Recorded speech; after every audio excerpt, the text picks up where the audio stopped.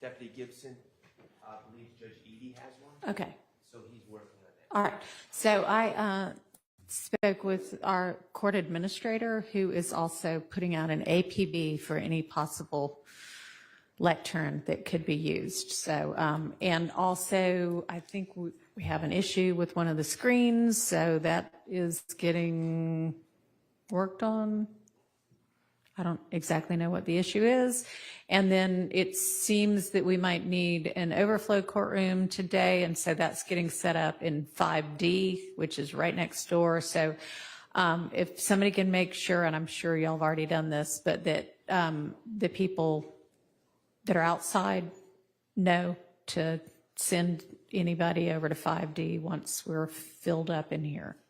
You're on 5D or 1D? I don't mean 5D. I'm sorry, y'all. 5D is not right next door, is it? 1D. 1D. 5D is my courtroom, but I haven't been there since July. Your Honor, one other logistical If you matter. need to go ahead in and fix whatever the issue is, go ahead. One other logistical matter, Your Honor. Would there be any objection from the court when I'm delivering my closing remarks? Mr. Kokomo's going to be displaying certain things on the screen. Would it be okay if he sits in the, That's in fine. the witness chair? Sure, that's fine. And while we have all kind of, outside of the presence of the jury, gone through the me asking whether the defense is going to present evidence and y'all saying, no, we haven't done that in front of the jury. So when the jury does come out, I'll just say, you know, as you recall, the state rested on Thursday, and I'll ask each of you if you have evidence to present on behalf of your client. And I assume y'all will still say no. If not, then it'll be very different today than I expected it to be. But assuming you both say no, then I'll just say, all right, closings are up next. Okay.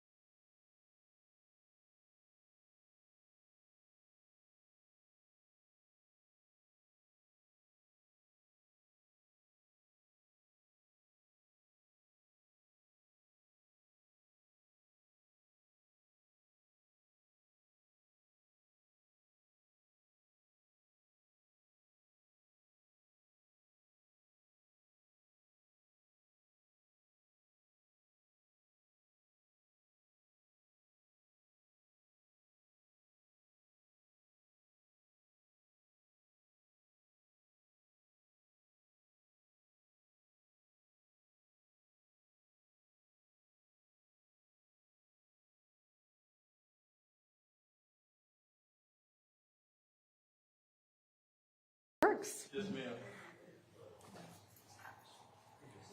I like it.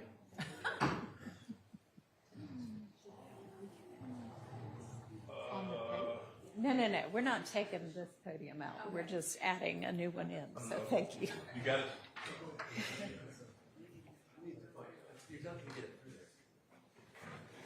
Okay, wait, stop.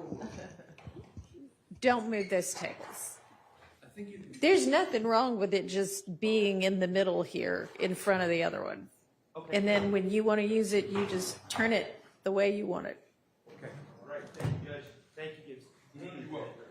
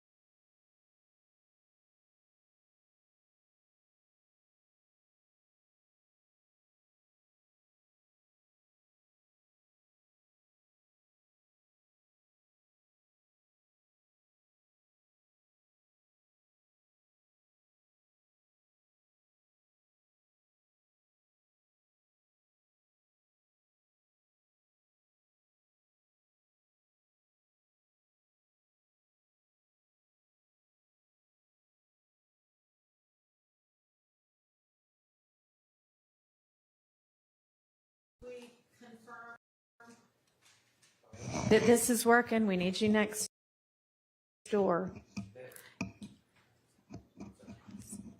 Yes, it's working. I can't see it, so, okay. Well, that one's nowhere near as critical as the one that the jury is going to see. Okay, we need you to go get us up and running in our overflow courtroom. Why that wasn't done before now, I'm not sure, but you may.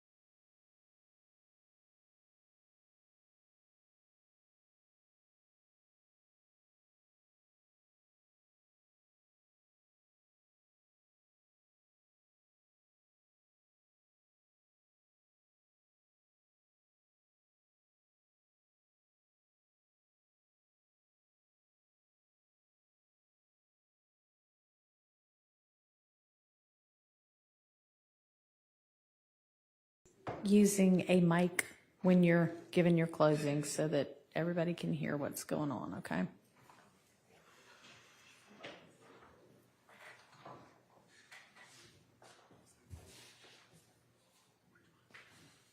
All right, I think there's at least one camera up and running in our overflow courtroom now. So I think we're ready to get the jury out. If you want to. Ms. Persfield said there was, so I believe her.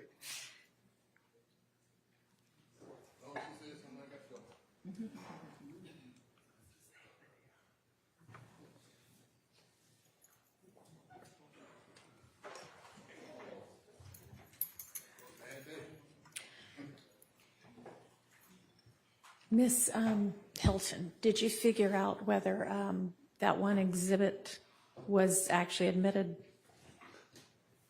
Yes, Your Honor, we were able to figure out that it was admitted, as 60G. Okay. 60G. Yeah. All right, thank you. We're ready for the jury.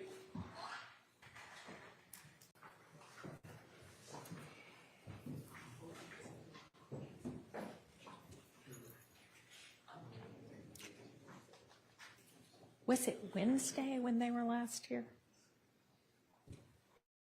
I believe so, Your Honor. Yes.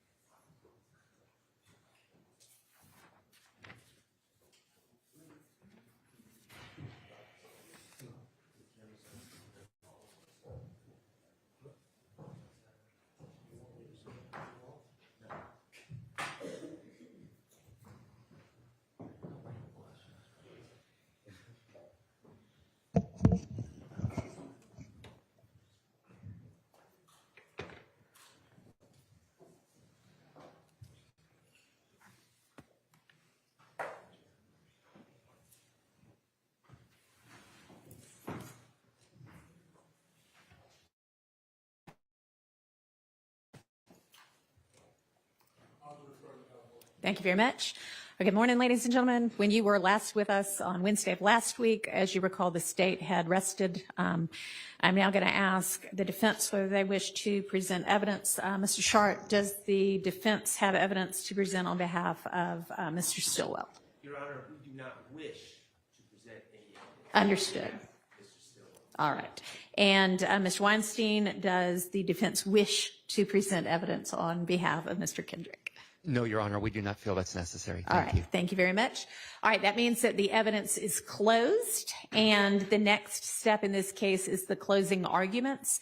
Because the state has the burden of proof in this case, the state will make an initial closing argument. The defense will then have an opportunity to present any closing argument that they wish to present. And the defense, if the defense does present closing, then the state will then have a final opportunity at summation. All right, so I'm not sure who's going to present the opening on behalf of the state, but whomever that is, you may proceed. Thank you, Your Honor.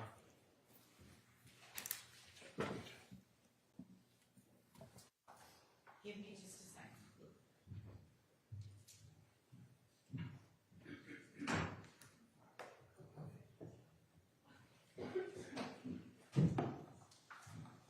Before you start. Yes, Your Honor.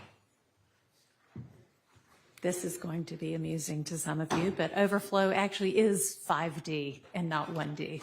So maybe that's why I was saying it the whole time. All right, you can go ahead, Mr. Adkins. Sorry. Thank you, Your Honor.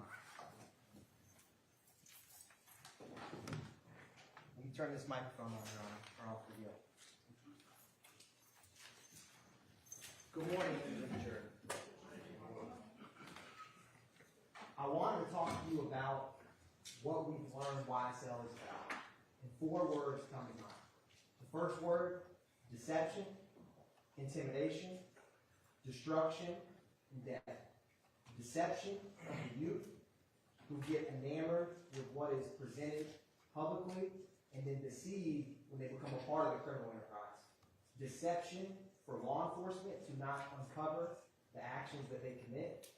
And deception in this very courtroom with witnesses that have sat right before you to try to continue that enterprise. Intimidation, the public videos we've seen about people that they label as rats, people that they label as snitches or snitching, and that repeated threat, either overt, out in the open, or subtle, that if we do a crime to you or you know about it, don't say anything. The destruction has multiple parts. You've heard from multiple communities all throughout Fulton County that often similar pockets in the city have been affected, from dealing drugs, the robberies, the shootings, the shell casings, the windows, the doors, the refrigerators, the cars, over and over. That's the destruction. And then you've heard about the death. Jeffrey Williams himself said, YSL, in this video after he says murder gang, someone right next to him says YSL till we're dead and pale. But also, you've heard about 3 murders: Donovan Thomas, Chanel Drinks, and Jamari Holmes. That is what YSL, the criminal enterprise, is about. Now, I'm going to talk to you about Count 1 Rico and Criminal Street Gang. And so, when I am complete, at the end, Ms. Hilton will come up and talk to you about the murder of Donovan Thomas and the murder of Chanel Drinks and the remaining counts. Now, what I just said, it's not just my words.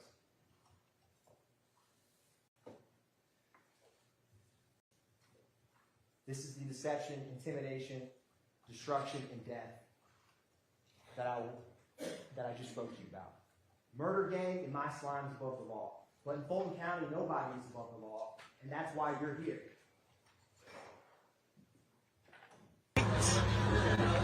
Y'all already know why I said we dead and pale, bitch. Murder gang, bitch. Yeah. Slack. Gang. Original. No cap. No cap. And we actually free. You know that. Niggas always free. Those are their own words, murder gang.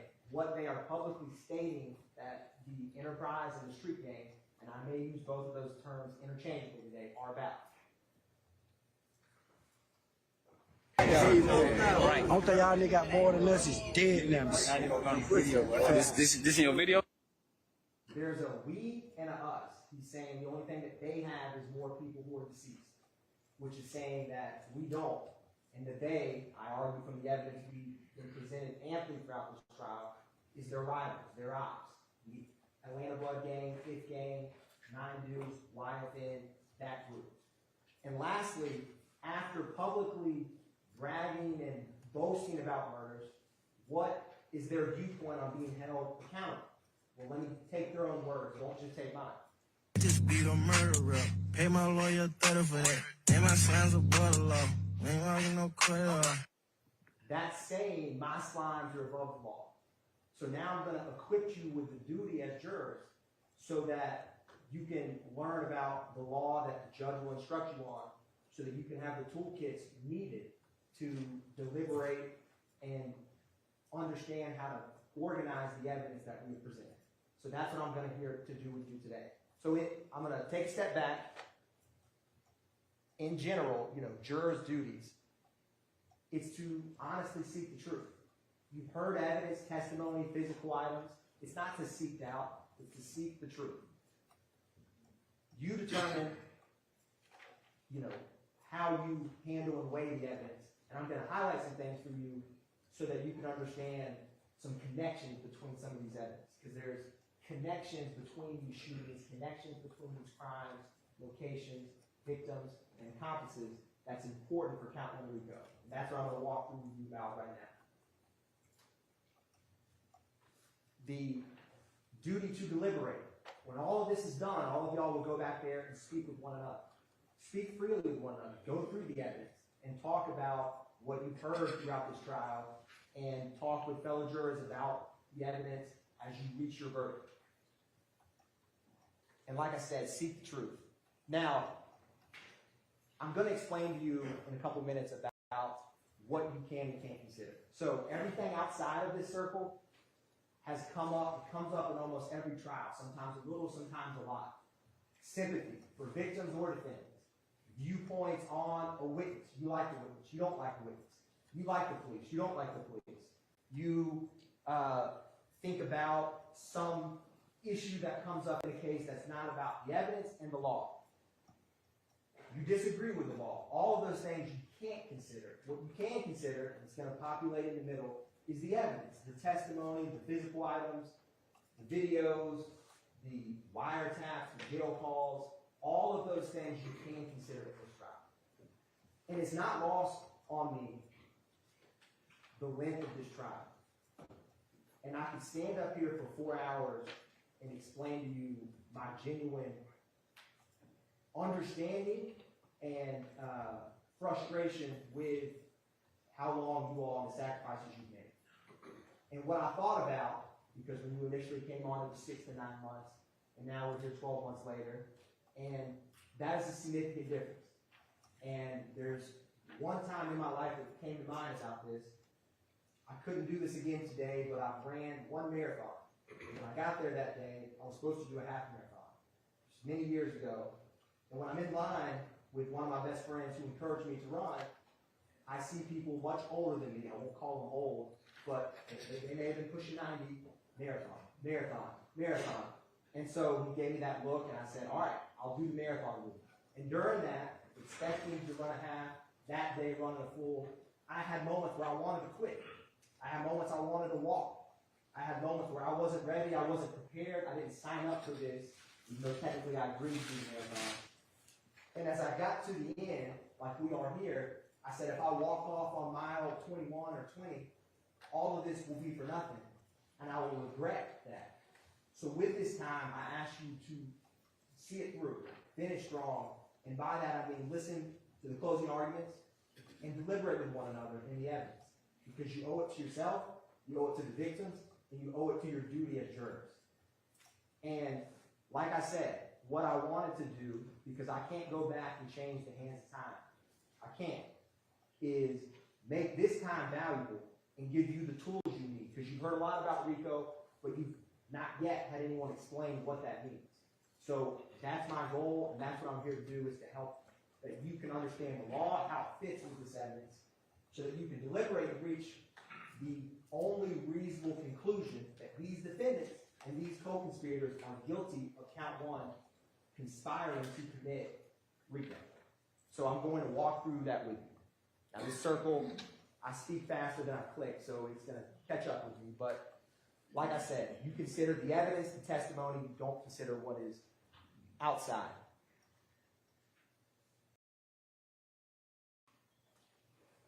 Now, burden of proof. The state has always had the burden of proof, to prove beyond a reasonable doubt. And that's a burden that I own. It's how it should be. And so the state, this burden of proof rests with it until we prove each and every element beyond a reasonable doubt. What is a reasonable doubt? Everyone's heard that term, but what does it actually mean? It's not a mathematical certainty. There's no algorithm or specific number. It is a doubt that's reasonable. It's not vague. And so this presumption, I use a cloak, right, where you're presumed innocent. Everyone is. Until the state has proven your guilt on whatever crime, in this case, Rico, murder, street gang, beyond a reasonable doubt. For some of y'all, when you're back there deliberating and thinking through the evidence, you may have realized halfway through my speech today, when you understand Rico, that they're guilty. You might have come to that conclusion months ago. You may have come to that conclusion in terms of where we are in the evidence as you walk through it, at a different point. But when the state proves, as we have beyond a reasonable doubt, that cloak of innocence goes away. And that's what you as jurors are here to decide. And reasonable doubt, like I said, it's reasonable. You don't seek doubt, you seek the truth. And it's a doubt, it means just what it says. If I were to, I wouldn't do this, but if I took something from Madam Court Reporter, say her coffee pot, and there's a security camera right there. If all of y'all saw me do this, if I had a trial and never called one of y'all, I'm on trial for stealing Madam Court Reporter's coffee mug, if you didn't, if you had a trial with just that surveillance video, and it clearly showed me unmasked, taken and leave, you wouldn't need all these witnesses. Or if you had the reverse, you didn't have a surveillance video, but you had an eyewitness or circumstantial evidence. Just because you don't have a piece of item or evidence doesn't necessarily mean reasonable doubt. It means just what it says. Is it reasonable? So I'm going to show you an illustration that is something we all recognize, which is a dollar bill. And you're going to see pieces of this dollar bill missing, and all of you will immediately recognize what it is. And like I said, it's not a mathematical certainty. It is reasonable doubt. That's the dollar bill, right? If you have pieces of the puzzle, and some of y'all may like puzzles that are removed, everyone knows that that's a $1 bill. There's no reasonable doubt that that is a $1 bill, even though almost 50% of it is gone. That's just a visual illustration to prove the point. Direct and circumstantial evidence. So direct evidence, physical items, it's what's said in this witness box before you, personal observations, that's all direct evidence. Circumstantial evidence can be cell phone records, where people are within a general radius, ankle monitor data, what someone's actions afterwards, who's calling who, who's texting who. That can circumstantially prove and lead to a conclusion. Whereas, and you can use both. The law doesn't weigh direct or circumstantial more or less than the other. And then in trial, you're going to use both. And you always have your common sense, which you always have brought with you each day and can use when you deliberate to make reasonable deductions from both direct and circumstantial. They play off one another. Like I said, these are all direct evidence. Just think what you saw, what you heard. You know, if you were to physically touch a firearm or a shell casing, that would be tangible evidence. That's all direct. A good example for circumstantial is, imagine every once a week, twice a week, you all go and pull and pump gas. You pull up to the pump, you know your car has the E, it's flashing red. You go, put your credit card in, or you walk inside, you come out and you start pumping gas. And then when you leave, when you put your credit card in, you hear it kind of click loudly, you know it's done, you put it back in, and you drive off, and all of a sudden what was on E is now on full, right? You never saw the gas go inside, but you know, circumstantially, that your car tank is full. That's a classic example of, you may smell gas, but you never actually see it. You could, but most of the time you don't. That's circumstantial evidence. It can be quite strong, like that, like in that example.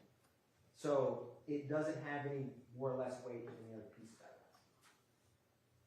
Testimony of a single witness, if believed, is enough to establish a fact. Take Tarabia Hill, Act 61, the armed robbery that Christian Eppinger did with YSL on his face, unmasked. If you believe, then I can't vouch or tell you the credibility of the witness. That's for y'all to determine.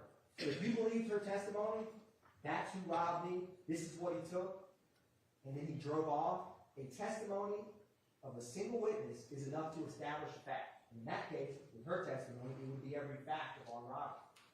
So that's one example of a single witness can establish. Sometimes it's only one fact. Where is someone? Where is someone not? But in that case, that testimony would be enough to establish the elements. So keep that in mind, because testimony is important. Like I said, you determine credibility. So you got to ask yourself, why did certain people testify how they did when they said this? Now, I'll argue, you think about what people said before they were indicted, before their friends were indicted, before sitting in a courtroom with you and people that they know well. What do people say when no one's looking? On a wiretap, on a jail call. That, to me, is quite illuminating of how they really feel or think. Think about why people would testify how they did. Why people would either genuinely not remember or act like they don't remember. I'm sure all of y'all remember quite well my kind of long back and forth with the gentleman, D'Angelo White, right? Where we played a 911 call where he says this is D'Angelo White.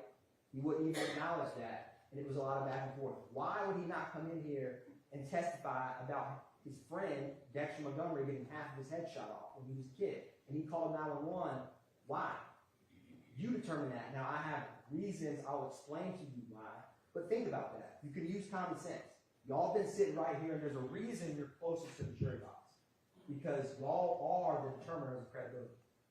And y'all know and can think of examples as I'm talking right now throughout this trial that we've seen of that. Who doesn't have an interest, right? You have some, I'll use, someone from the Georgia Bureau of Investigation, right? They come in, they test an item. They don't usually know the defendant. They don't know the case. They're just doing their job. They don't have, in my opinion, any stake in one outcome or the other. They don't know.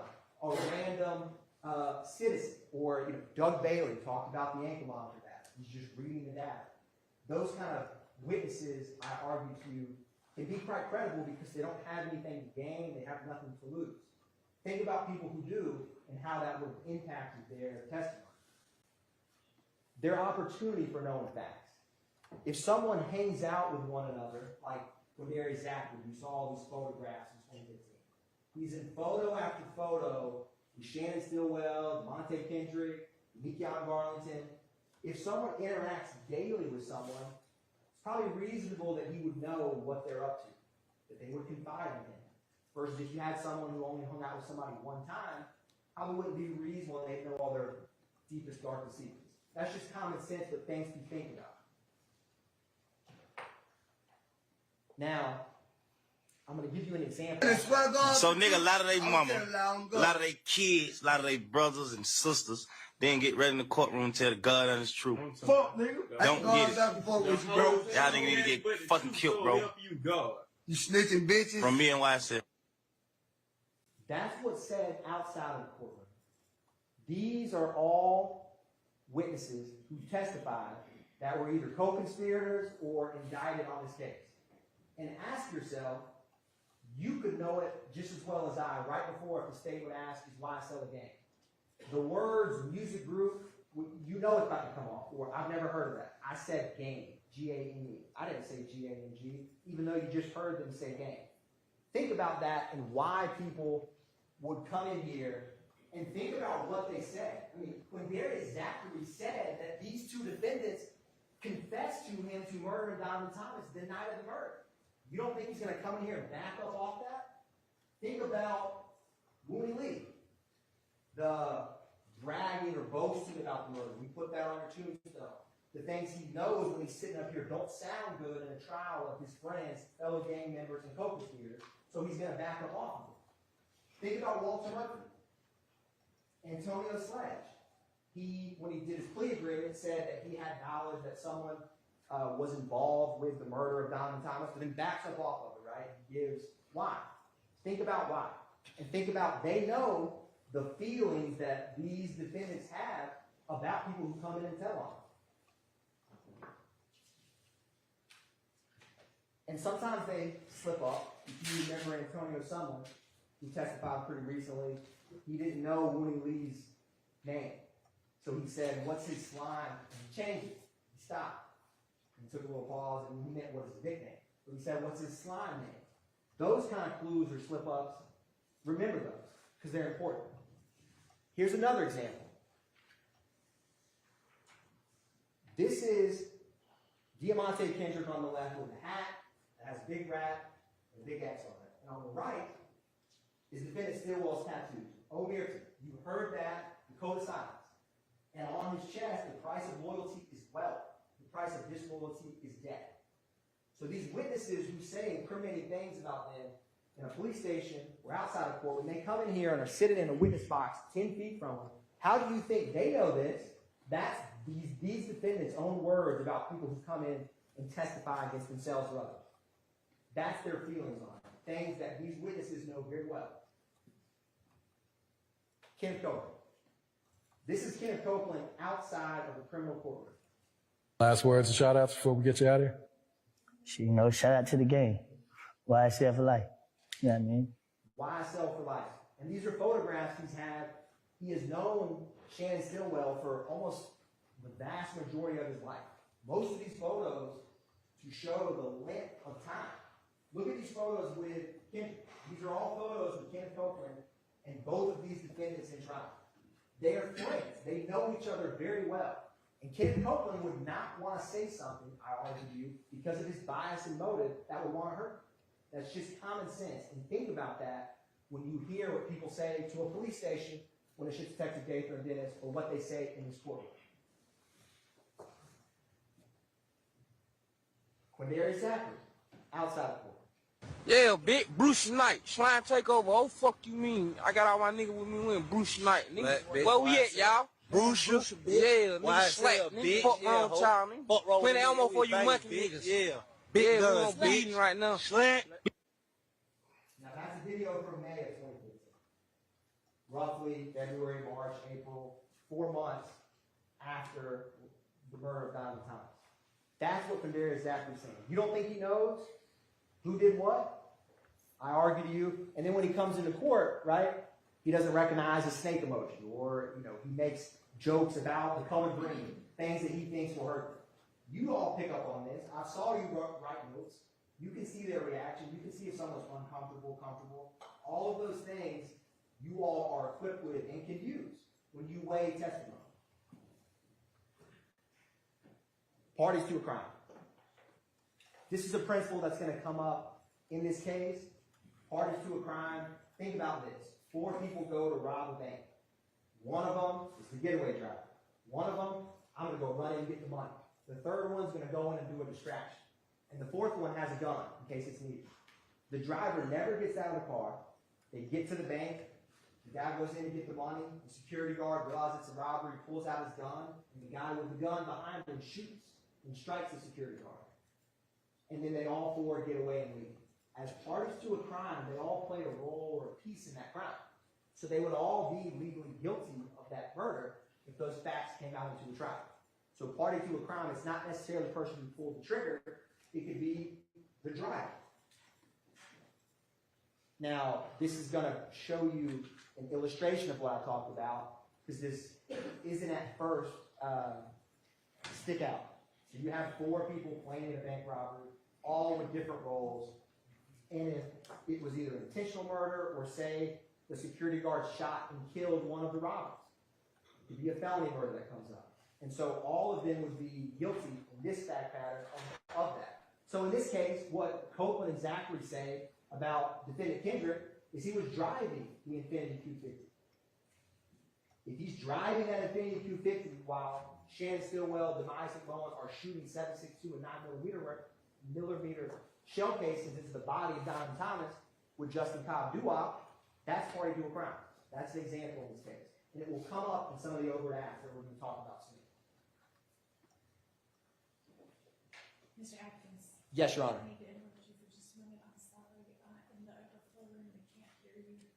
It sounds like, Your Honor, this microphone may have... Yes, Your Honor. If you let me know if that helps fix that. I got to fix this belt buckle here real quick. Well, I'll hold it for right now. Now, sorry, I want to talk about the crimes that I'm going to talk about. So in green is what I'm going to talk to you about, which count 51 is criminal street gang. Count 50 is criminal street gang of defendant Stillwell. He's on the right, and Kendrick is on the left. And count 1 Rico applies to both. So both are charged with the murder of Donovan Thomas. Kendrick has this count 57 participation in criminal street gang activity for the marijuana and firearms, like street gang activity during the commission of a felony for the May 9th, 2022. These street gang charges, which I'm going to talk to you about at the end, pertain to the murder of Shamel Drinks, a gang-related murder that the evidence has shown Shannon committed along with Demekion Garlington, Miles Farley, and Quarmavius Nichols. But first, I'm going to talk about Rico, which is count 1, which both are charged with. So I want to talk to you about conspiracy in general. And I definitely think the microphone's working now, Your Honor. So one crime, you rob someone, you do an arson, you would look at that case, did they go and set fire? Did they go and steal? One specific place, time, and perpetrator. You've already heard about a conspiracy to do armed robbery when I use that bank robbery analogy. Rico is no different in terms of this. The general concept is they're charged with conspiracy to commit racketeering. So I'm going to have to explain to you what is Rico, what is conspiracy to commit RICO, and then you as jurors, with the evidence that have been presented, will reach the only reasonable conclusion that they're guilty of that count. But you need to know what RICO is first. And there's two ways to violate RICO. So what I'm going to do now is I'm going to take it bite by bite through RICO so you can understand the two ways that RICO can be committed and what conspiracy to commit RICO is. And we'll walk through this together.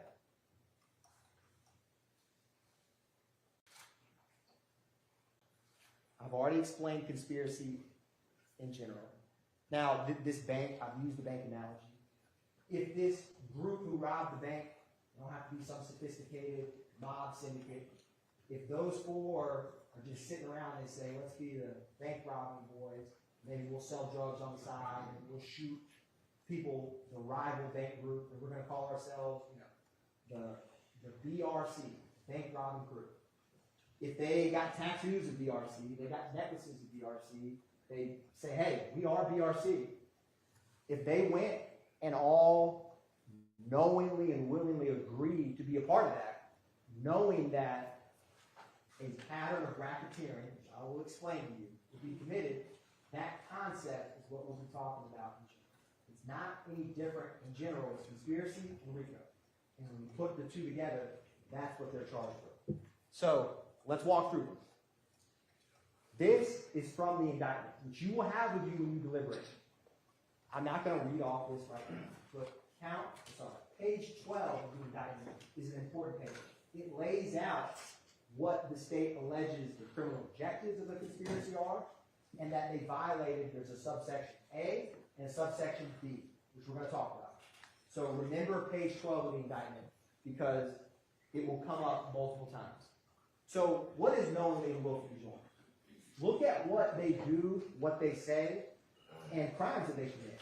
If you want to figure out if the bank robbing crew or if YSL, if someone knowingly and willingly joined them, that's Kendrick on the bottom, with slat on his left forearm and a snake that goes from his stomach to his neck, and YSL a little bit underneath his Adam's apple. Do you think he knowingly and willfully joined YSL? He got a permanent tattoo on 3 different spots of his body, one of which very close to his face. That is something you can use and consider. Oftentimes with criminal conspiracies, they don't have a written contract. They don't have a, you're not going to have that coffee room table. Let's all agree to be a criminal enterprise. We all are hereby today on January 1st of 2000. From here on out, we're an enterprise. That's often not how it works. So you got to look at what they say, what they do, and if you permanently get a tattoo, that's a pretty strong indicator if you're willingly and knowingly a part of this. Shannon Stillwell, often wearing clothing, scanning stuff. Me and my slimes go up the law. You've heard that and seen that clothing line, which yes, they can play it off that it's just some innocent clothing line, but it says slime. It's typical human being, wipe your epinose, right? And you've heard from gang detectives that wipe your nose is not some, joke. It's about murdering someone. It's actually violence. So that's Kendrick in the middle, next to a slack graffiti with a red bandana. How they act, say, and do over time, those are the clues to know that someone willingly joined a conspiracy. So let's break this down a little bit further. We need to switch it. It's came out again, Your Honor.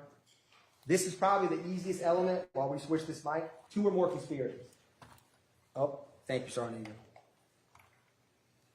Thank you. So, that, you can't have a conspiracy with one person, right? So, I think we all can agree that should be an element that's easy to check.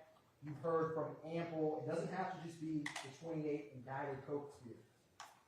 You will see in that indictment that it states on page 12 that it also includes unnamed or unindicted co-conspirators, if you find that they're part of the conspiracy. So keep that in mind when you go back and deliberate. But yes, one of the elements, beyond a reasonable doubt, is 2 or more. I think that element, I'm not going to spend any more time on that one. You've heard from ample people you've seen in the witness stand that are 2 or more of YSL. This just illustrates that point. Now, agreement. This is another important element of Rico to kind of understand. How do you know that someone agreed? Like I said, it doesn't have to be expressed. It doesn't have to be where did they sign the YSL ledger. I'm going to join. I'm in. You rarely see stuff like that. There's no such ledger in this case. It's mutual but unspoken understanding. I say actions speak louder than words. If you want to know how someone believes or if they agree, what do they do? So I'm going to show you some examples of agreement. And a lot of the evidence that I'll talk about, it has multiple purposes. So we will talk about and you will see what can prove agreement can also prove if they knowingly and willfully join.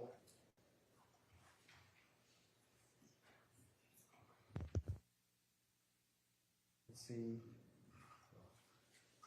I'll keep working on this now. So, You can just hold. yes, Your Honor. Sounds like it's working now. So, what else can you use? Remember we talked about circumstantial evidence? So, circumstantial evidence inferred from the nature of the acts done, relation of the parties, and the interest of the conspirators. What do they have to gain? Is it for something to further the group's interest? How do you know someone agrees? Look at what they do. And I argue to you that the evidence has shown that they've all knowingly and willfully agreed. Take where we started, or take the two murders. Shannon Stillwell, January 10th, 2015, murders Donovan Thomas. March 14th, 2022, Shannon Stillwell, with 3 other YSL members in both times, murders Shamel Drinks.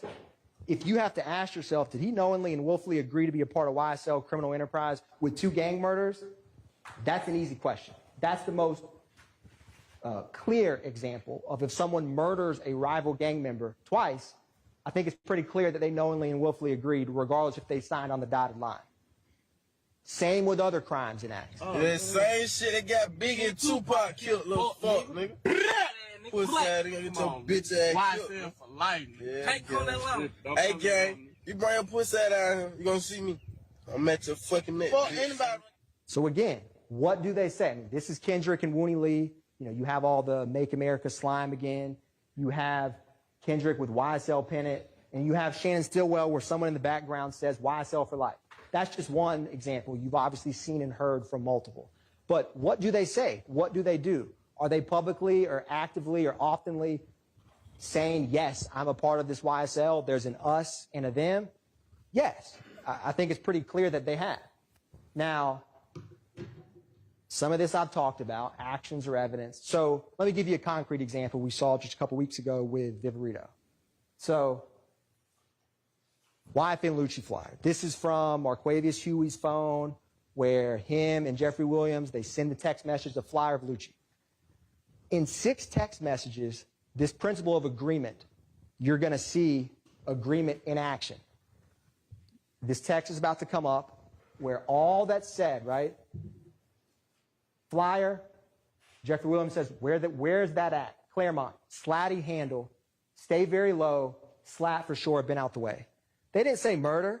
They didn't say stab. They didn't say shoot. But in 6 text messages, it's readily clear that they're talking about enacting violence on YFN Lucci. That's agreement in one, barely a screen of a text message. That principle shows you, and think about this example throughout. What do they say with one another? What do they do with one another? That's how you can know agreement. It's just like you all have family and friends. You may text one word, and they know what you're saying. I'm heading home. You don't say the address, right? Agreement can be inferred with very little words, especially with people who know each other very well. And YSL has its own lingo, so they don't have to say much. Slatty handle, he knows he will handle it. Other examples.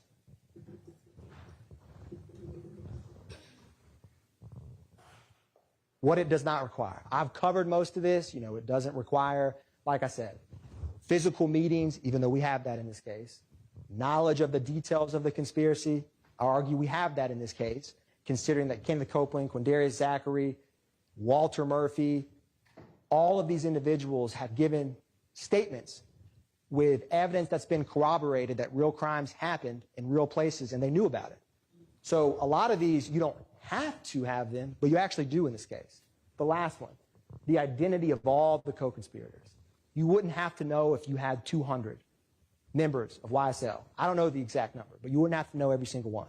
Obviously, I argue to you that they know quite a few because you see the same individuals speaking, talking, and acting in concert together throughout the case. But none of these things are necessary to reach agreement. So, and there's a slight lag on this Zoom with this clicker. So I'm gonna move through this. So at its core, the crime is the agreement. The overt acts let you know that it's real. So this is important. They're charged with conspiracy to violate Rico. So the agreement to violate Rico, that's the crime they're charged with. These overt acts that you've heard from and we're about to walk through, those let you know that this isn't just fanciful, this isn't just in their minds, it's a real conspiracy.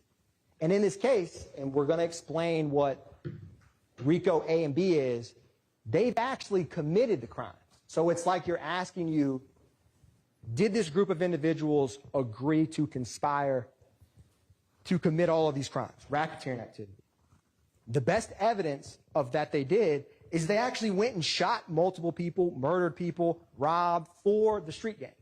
That lets you know that there's not much to say when you actually do the crimes that you're alleged to have just conspired to commit. It'd be like if you're asked about the bank robbery conspiracy and all they do is just talk about the bank robbery, get the items, they go and buy a gun, but they never do a robbery. Fast forward, they've done 20 robberies, 50 robberies over a decade, and you're asked, did that group of bank robbers intend to be part of a bank robbing crew? You'd obviously say yes. It's common sense because of what they actually did. That concept is important. Like I said, the overt act lets us know that the conspiracy is alive and well. And I'll argue to you, going back to credibility, the conspiracy is alive and well in this courtroom with deceiving in this witness stand. So this is just a visual explanation that you have Shannon Stillwell, Diamante Kendricks, and some, I didn't list all the photos of people you've seen, but this, the criminal enterprise, visually depicted. So let's walk through what an overt act is. So joint objectives equal joint responsibility. This is like a partnership in crime. Now, to find that someone's act is all the co-conspirators are on the hook for it, so to speak, any act done by any co-conspirator to further the criminal objectives is what counts. So if they're going to shoot a rival and you find that, yeah, they did shoot that rival and they did it to help YSL the enterprise, if that act and you find that whoever you find as part of that conspiracy, it's like they're all one and one for all. So each co-conspirator is responsible for the acts of others that are naturally and necessarily done to further the enterprise.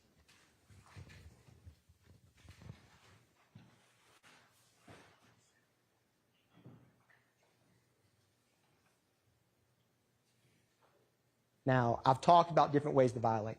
A, in a nutshell, is to acquire money and property.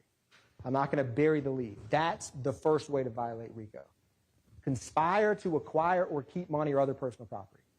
B, they both have conspire, and they actually have 7 elements each, and I believe 5 of the 7 are the same. So I'm going to explain a lot of these elements we've covered. 2 or more conspirators is one. So conspire to participate in the enterprise through a pattern of racketeering activity. If you find the defendant, and on your verdict form it will say the defendant violated subsection A or subsection B, conspired to violate. So I'm going to walk through what is A, what is B. They don't have to actually have committed A and B, although in this case I believe that they have, as I'm going to show you. You just have to say, did they ever conspire? And remember these principles I talked about. The unspoken words, what people do and say is the agreement, or you're not going to have that magic conference room meeting, so to speak, that's all captured where the conspiracy gets hatched. So let's walk through this. We're going to start with A. Keep it easy, keep it basic. And you're going to notice that when I talk about A, some of the acts can actually meet multiple ways. So you're going to see that certain evidence can actually impact multiple ways to violate RICO. So let's talk about subsection A of the RICO Act.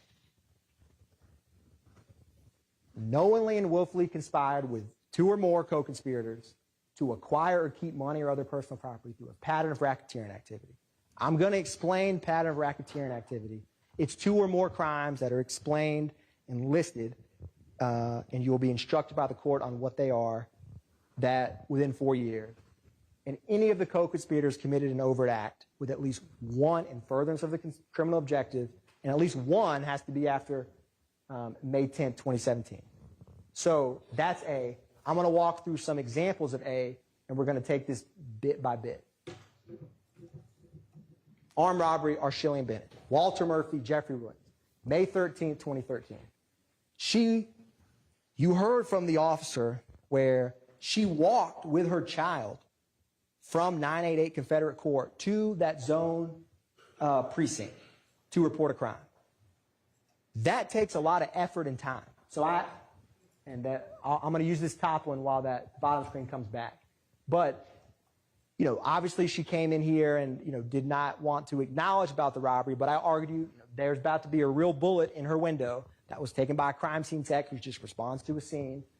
That is 988 Confederate Court, which comes up that address and area multiple times. And she said that she told the officer at the time, you know, her Kel-Tec, the money, her purse was stolen. Acquire and keep money. Now, Walter Murphy, Jeffrey Williams, and, you know, she said someone that she didn't know, Jeffrey Williams' brother, that's multiple people doing it. That's one crime, one act. But when they work together, it's much easier to get property and items. And no one expects Ms. Bennett to come in here and testify. Certainly not back then and certainly not now. But that is an example of acquiring or obtaining money. It's robbery. Derek Dotson, also in 2013. This is 5 through 7. Adrian Bean, the coin laundry, where Miss Marissa Cisneros' car flew over the ledge. I mean, Adrian Bean sat here for what felt like an eternity and didn't remember entire years, but he flew over while driving a car over a 6-foot embankment. Why did he not remember any of that? Just think about that. I think the only thing he said is that memorable moment where he's like, keep it a buck, and he took his mask off. But he clearly would remember flying over a wall. Why are they not coming here and talk about it? Now this, again, Walter Murphy, Jeffrey Williams, that's the location where Leonard Pass's car, which is that gray Dodge right there, is parked, Summerdale Apartments. Obviously, this is in the Cleveland Avenue area because often these crimes are committed in same locations, which will come important later. These are the firearms that they recovered from the car and then this is Mr. Derek Dotson, and you heard from Leonard Pass, who was with him. That's the car that was crashed underneath. And then this is a picture with Walter Murphy, Jeffrey Williams. At the time, he's throwing up rock crew. And if you remember, the background behind this is this slime in kind of green and black font.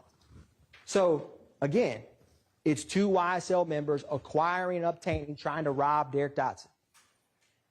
And again, they're working in concert, working together. Ms. Taravia Hill, Act 61. She's just at her apartment complex, and this car, and if you remember, she only could recognize or ever identified Eppinger, Christian Eppinger, but there was 2 cars and multiple males with him.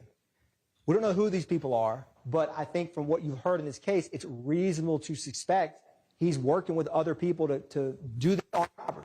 Because again, it's hard to rob someone by yourself. So working in concert, that's Ms. Hill, that's her apartment complex in present day. That's Christian Eppinger from his public posting a firearm on social media. That's her wrecked car after it's found later. And where does the car go? From where Ms. Hill lives to Cleveland Avenue. Where do the guns and the Infiniti Q50 from Diamond Thomas go? They go to Oak Drive, where O.G. Bentley's house is. Common after crimes, they go to the same location. That's important because these same victims, same accomplices, same pattern is important for Rico. So keep that in mind as we walk through this. And he does all of this with, and it's hard to see from here, YSL on his face. No mask, She said, I can't remember if Miss Hill said I wore glasses or didn't wear glasses, but her eyes were working just fine. And he had nothing covering his face. Think about it. If you walked into Winn-Dixie with a nameplate that said, hey, I'm Christian Atkins, I'm here to rob you, no one would do that. So why would you publicly have the gang on your face when you do a crime? Because a face tattoo could stand out. Because they want people to know. You want the notoriety. You want the fear. Who robbed you? YSL. She doesn't know his name. Think about that. You have multiple people. And Walter Murphy, for those, I don't know the date Walter Murphy got his face tattoo. I know Ebinger had it for this. But Walter Murphy has a YSL on his forehead, right? So think about that public display of allegiance to the criminal street gang and when you in enterprise. And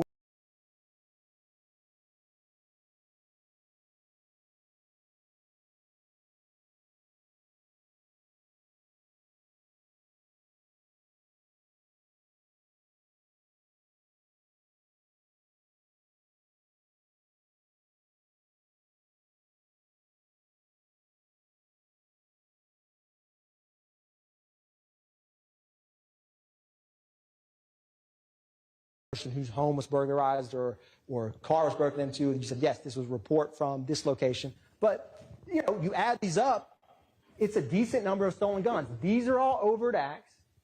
You know, Jeffrey Williams, the Sig Sauer, September 9th, 2013. Defendant Kendrick with Arnold when they were riding back into near Trestle Tree Confederate, the same location Miss Bennett lived at, right, on October 1st, 2015, after Martinez Arnold got jumped at Magic City. 40 cal stolen. FN 57, that is the stop that Officer Fikes did of Jeffrey Williams and Sergio Kitchens. Why are all these stolen weapons from 2013, 2015, 2017, 2018, 2020, 2015, and 2022? You heard from Detective Liam Packer that it was some train theft from the ATF, that a cargo shipment. That's acquiring or maintaining property, stolen guns. Ask yourself where all these stolen guns come, and you've seen, like when Quindarius Zachary is arrested with the gun on May 7th, 2015, that came back with Nibin when Kilgore testified to the shooting of Miss Frida Reed's house. When it matched that, the guns exchange hands. The guns move around, and stolen guns are harder to trace. That's acquiring and maintaining property, and evidence of it. I just included a couple photos because we have a lot to cover, but that is stolen property, all tethered to A. In 2022, right, this is the gun that was reported stolen that right before they went to the house on Meadowlark Drive, it was thrown out and recovered, and it came back stolen. Again, stolen weapons from as far back as 2013 to stolen weapons as recently as 2022. There's common patterns that indicate that they get stolen firearms quite easily. Subsection B. This is where all the violent acts come up. So the first objective, and your indictment's not going to have numbers, is going to be conspiracy to violate subsection B with the state's objective of murder, aggravated assault, and threats of violence. So we're going to walk through some of these so I can explain to you why they further the criminal objectives of YSL. So, simple definition, while associated with an enterprise, YSL, they knowingly and willfully conspire with one or more co-conspirators to participate in the enterprise through a pattern of racketeering activity, and any of the co-conspirators committed an overt act after May 10, 2017. If you notice, other than what's in green, everything's the same as A. So these same factors and principles will come up for both. So I got to explain to you what is participating in the enterprise and what are these criminal objectives. So we're going to start with the murder, aggravated assault, and threats of violence and go from there. So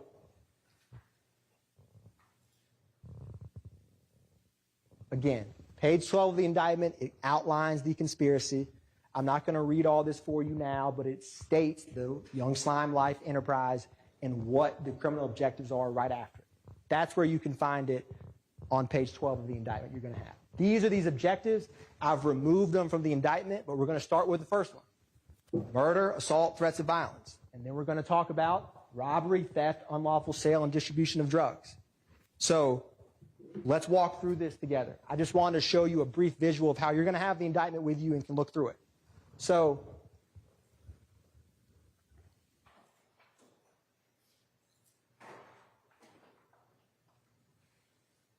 Again, we're going to go objective by objective because it helps to organize the evidence.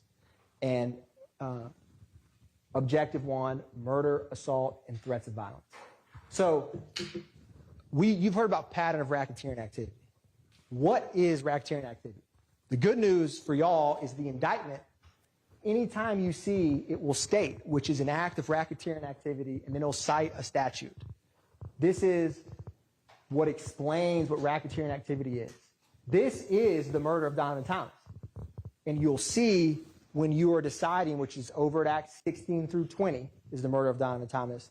When y'all are back there and saying, I want to figure out if something's a pattern of racketeering or figure out if an overt act is a racketeering activity.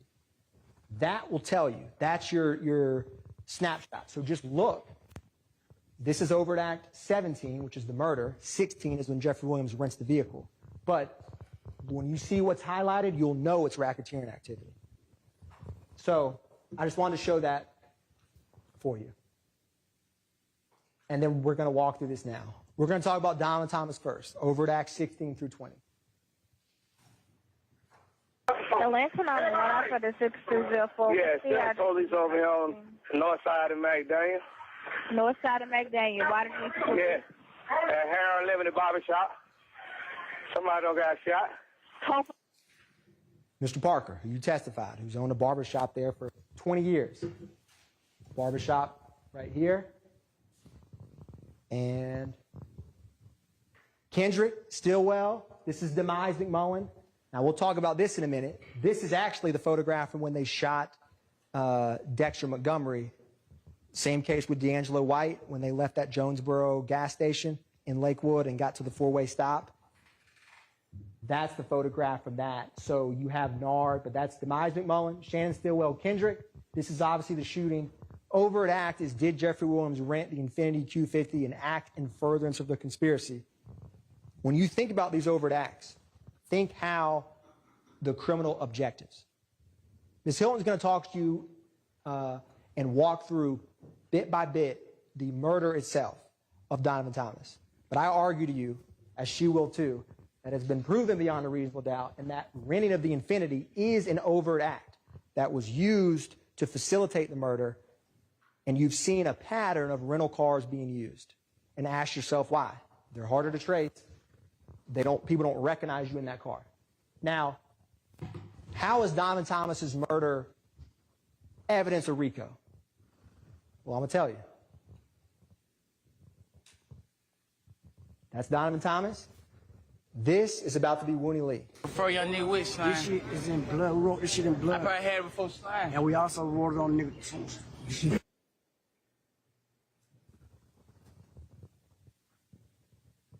We wrote it on a tombstone. And that's Donovan Thomas's gravestone. And when Miss Edmonds, who testified to you about recognizing that, she didn't wipe graffiti, she didn't wipe paint off that tombstone. She wiped a confession. And that confession says SLAT. Because that's who it's for, that's who it's from, that's who publicly has acknowledged that murder since it happened. YSL, the criminal enterprise. And that same SLAT in green handwriting, Defendant Stillwell is posting in, 7 years later in a slime t-shirt, right, peanut stone gray. That's the translation version. He put it in Spanish. Wooney Lee's comment, his comment, they're all talking about and kind of joking sheepishly about a murder of Donovan Thomas. It's we, it's us, it's criminal enterprise. Now, we talked about Kendrick's tattoo, which is about to come up on his left forearm. I don't know when he got this tattoo, when the Zoom works with me and it comes up. I don't know if he had that tattoo of SLAT on his arm while he's driving the Infiniti Q50 past 330 McDaniel Street and Nard and Shannon shot and killed Donovan Thomas. But that same green SLAT ends up on the gravestone. It's not a coincidence. And they're telling you that they did it, and they just don't care. Because as you said when we started, slimes are above the law. But they didn't think about you. Now, Swear to God, we killed nuts, so they gonna stay on you. you hear it as clear as I hear it. I swear to God, nobody accused Dolly of murdering Donovan Thomas. Who's the we? And then you hear in the background, we smoked nut. And if you remember that call, right before that, Woody saying, tell your brother I love him. And then you can hear Jeffrey Williams say, tell him I love him. Right there next to him. We killed Nut. We put it on his tombstone. Slap, slap, and then just making a cheapest joke this years later. They're telling you we did it, they just don't care. And that's Shannon Stillwell in that same video, and there's a live snake and a YSL chain. It's out in the open. Beat a murder rap.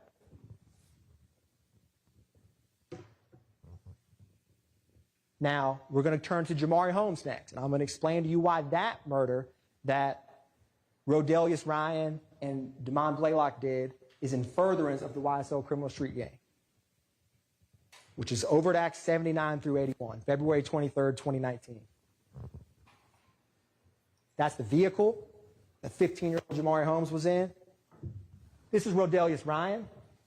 You know, this is Blaylock throwing up YSL, which is also an overt act, that public display of allegiance.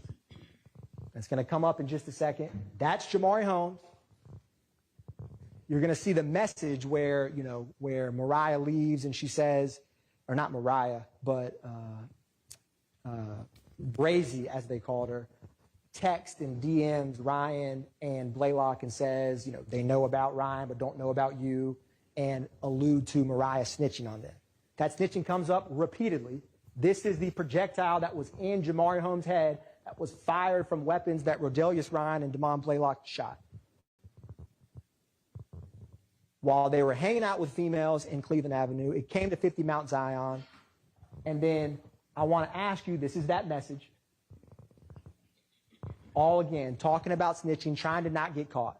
Now, how do you know why Ryan did it? What does Ryan think about this murder? Is he remorseful? Is he sad? Well, here's him that same day at 5 o'clock. So that's the 911 call at 4 in the morning, not 4 in the afternoon, February 23rd, 2019. That YSL makes the news FaceTime. You've heard repeatedly about the FaceTime. I argue to you when he said that YSL makes the news, Fox 5. So he's telling people without, you know, having some plausible deniability of no one's going to know what I'm talking about, YSL makes the news. Now, what does he do 5 hours after this? Let's find out. Block life. Block. I ain't knowing again. 250 knowing again. Bet y'all pussy nigga can't come up here and then block. Yeah, no cap. Color right, gonna shoot at your fitted. That's no cap. Pussy He's gonna shoot at your fitted, and that's the fitted cap that Jamari Holmes wore on his head when he was murdered. That is bragging about the murder. YSL makes the news, and then he's on the quote-unquote block, right? And he's throwing up YSL. Is it a coincidence that this guy he's with says Little Rod will shoot at your, don't come on this block, and you have Bernard Mitch and all of them who weren't from that neighborhood come over to 50 Mount Zion, he will shoot at your fitted cap. And there's a literal fitted cap from Jamari Holmes' head with a bullet hole in it, and that's his skull with a bullet hole in it. This ain't, murder gang isn't some facade, this isn't for clout, this is real life. And this is the bragging and the boasting above the law and proving that they're doing it for the street gang. They're telling you, nothing I've said so far with these two murders is anything but their own words. March 14th, 2022, Shamel Drinks. I think it's amply clear that this murder is gang-related, is to further YSL. You've heard about the Nibin matches, the double homicide of Christian McMiller and Darius Ford. You heard op hunting, all of the way that Garlington and Shannon talked about getting revenge. And what happens? They see an op at a gas station and 4 YSL members in a rented vehicle murdered. And Shannon Stillwell's involved in both. And it's eerily similar to Donovan Thomas's murder. This is the corridor right there, and that is Shamel Drink's vehicle with bullet holes on the same side of his car that Shannon Stillwell's Audi drove up in. It's not rocket science that he did it. The evidence has shown you he did. And it's 100% gang-related. They're both part of the same rival group. There's no evidence about any kind of disagreement or anything with Shamel Drinks. They did it for YSL. They did it to get revenge. And this is just a visual representation where Shannon Stillwell is publicly stating, check the score. Because again, shooting and murder is like a scoreboard, but this ain't a sports game. This is the Superior Court of Fulton County, and you can't go shoot people for sport or murder your rivals to up the score. That ain't how it works. That's the Mekion Garlington. There's the Ford Fusion with Miles Farley and with Quarmavius Nichols. Now, aggravated assault. We've heard a lot about aggravated assaults. And in a case like this, you can kind of get numb to the shell casings collected, the damage, but these are acts of racketeering, real guns shooting real bullets towards property or people. What do YSL members say about shooting? Well, let's ask. Y'all know we gonna tour. You better keep your distance. Don't come to no club. Don't come outside. Don't do shit. Stay your ass in your mama house. Better be your mama basement. You making beats and shit. Bring your ass out the house. Hey, look, Don't come outside. you niggas soft as fuck. You niggas. That's their words. Shoot the ops, make them catch on. That's Rodelius Ryan's Instagram that came in when Mr. Howes was sitting right here. And then this is Rodelius Ryan with a drum, a YSL chain, publicly showing it. These public threats of violence, when you're murdering people and throwing up YSL and bragging about it, that has a real effect of people who want to come in and testify or people to ever want to tell the police, period. These aren't just, a facade. This isn't just a movie. This is real life. And they're showing you and telling you what they're about. So I say take them at their word for it. April 12, 2015, Dexter Montgomery.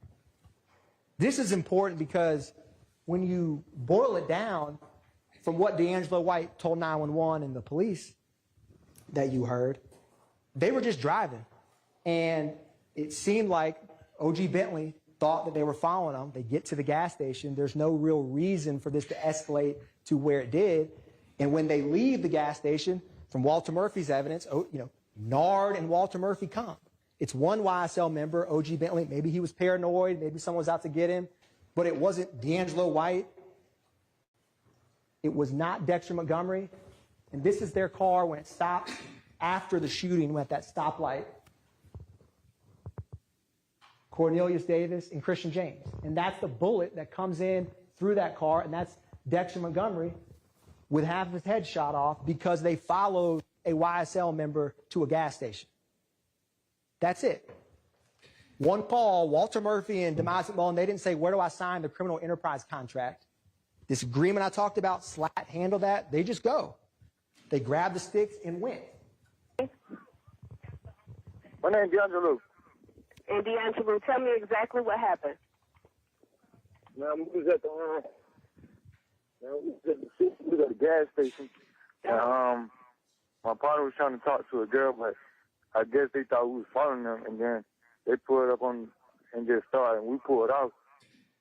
And then we pulled off from the gas station, and then we got away. And then we ended up driving a back streetway, and then we ended up seeing them again. They ended up shooting, and somebody ended up getting hit. Okay. Are you with the... Like I said, they're just driving. I mean, this is Walter Murphy with a stick.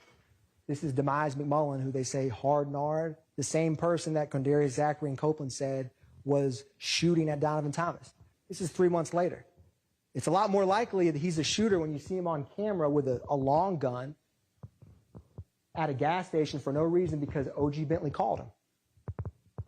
Their same common associates with no questions come. That's an overt act in furtherance of the conspiracy. Lil Wayne tour bus, April 26, 2015. You heard a lot of evidence about Lil Wayne. What you didn't hear was any remote personal reason that Jimmy Winfrey would have even knew or had any kind of squabble with Dwayne Carter or Lil Wayne. So why did he shoot the bus? You heard about the public back and forth, and look at the actions before, during, and after of that shooting. Now, this is only a couple weeks after Dexter Montgomery. And it's 2 days before the shooting spree of Adele Drive and Drew Drive that Garlington, Zachary, and Sledge did. So all these shootings, when Gaither and Dennis come in and talk about shooting after shooting, they're not just making this stuff up. It's real. So this is Mr. Alvin Lewis's tour bus shot up. This is Jimmy Winfrey. You heard from Detective Dennis about visually seeing them, and Zachary kind of got spooked because he knew his social security number, which would probably spook out Zachary of like, how does this gang detective know me like that? And then you have this post, which is Overt Act 121, I'm free, death before dishonor. Quite similar to the tattoo that Shannon Stillwell has, YSL. And what does he say about it? And by he, I mean Jimmy Winfrey.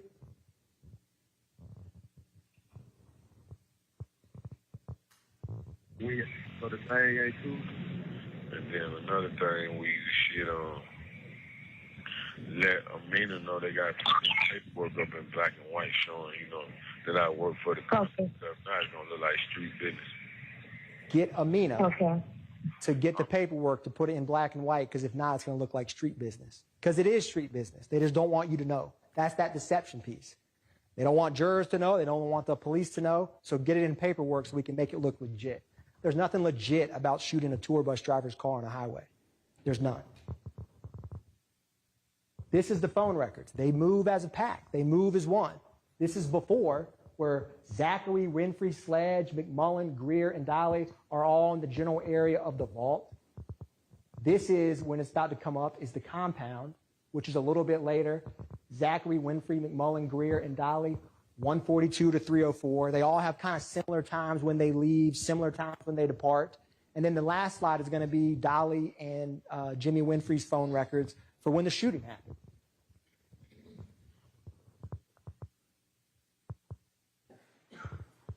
And you can see the path of travel, and Winfrey's in black and Dolly's in orange, the white Camaro that he hid and made the jail call to not get it found. And then, he comes out, and then it's YSL, death before dishonor. Jimmy Winfrey quite likely did not act alone. How do you drive a white Camaro going 80 down a highway and shoot that many times in a bus? Just think about it. It's common sense. They act as one, as you've seen. This is 2 days later. 3 other completely different YSL members, but all part of the same criminal street gang. Garlington, Zachary, and Sledge. Garlington gets jumped at Club Crucial. What do? They go on a shooting spree. First, they go shoot up 1428. Then they go shoot up 1903 Drew Drive. Back to back to back. This is Miss Bell. And when you talk about, credibility of witnesses, you don't believe Miss Bell's testimony because you like her. Everybody wants to drink a glass of vodka with Miss Bell. She was a sweet lady. You believe it because what motive does she have to come in here and sit and say that her house was shot up other than that it did? What motive does she have? What bias does she have? She's a good example. She's just in her bed trying to drink a nightcap and just hang out. And what happens? They shoot at her because they think that, her nephew or someone in YFN is there. That's not how it works in Fulton County. You don't just go shoot people's houses up because your op's there. But again, they're above the law. This is the timeline, 220 to 406 to 551. This is Zachary with what looks like an AK-47 and Demekion Garlington, and there's Sledge wiping his nose. Just like, if you remember, he wiped his nose when he walked off that witness stand at y'all. So these are the things that they're telling you, and you're going to see photographs from these. First, it's going to be the Club Crucial shootings. When they post about guns, when they talk about guns, and then they tell you that they committed the crimes, it's not rocket science. Take them at their word, what the evidence has shown. These kind of retaliation is, again, Demikion's jumped. We got to protect him. It's a us, it's a we, it's an enterprise, right? And they act together because you have strength in numbers, protection and shootings. But this was a fist fight. It was a shooting in the parking lot, and then they go to other homes, travel intentionally down there and shoot. Again, they're moving together in concert, as you saw from the Donovan Thomas phone records, the Shamel Drinks phone records, the Lil Wayne phone records. We didn't put in phone records of this, but I think it's quite clear who did it and why they did it from the testimony of Zachary and Sledge and what we impeached them on. 34 shell casings. Drew Drive, roughly 2 hours later, right? This is where Miss Battle's apartment was, and it's just an apartment right by the street. All these shell casings in the middle of the street, refrigerators and ovens shot. All because someone jumped Demekion, and so they go, no questions asked. Again, they don't have to sign on the dotted line. They have agreement, they have knowledge, they act in concert, and the criminal objective is to help the street gang, which is go get revenge. That's the Rico in action.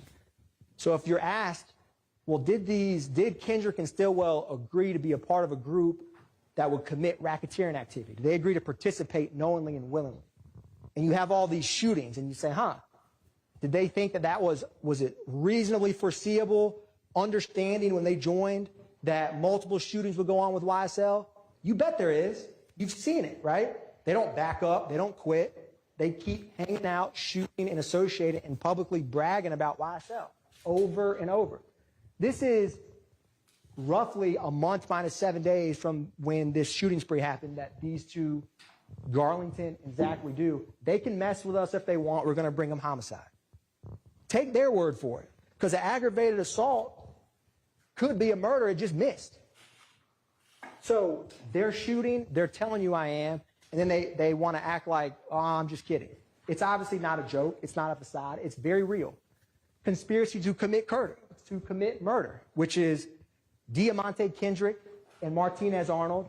Same neighborhood, Summerhill area, Confederate area. They have a stolen handgun and a long gun, and they're riding yet again after a fight. And this time it's not a nightclub, it's a strip club, Magic City.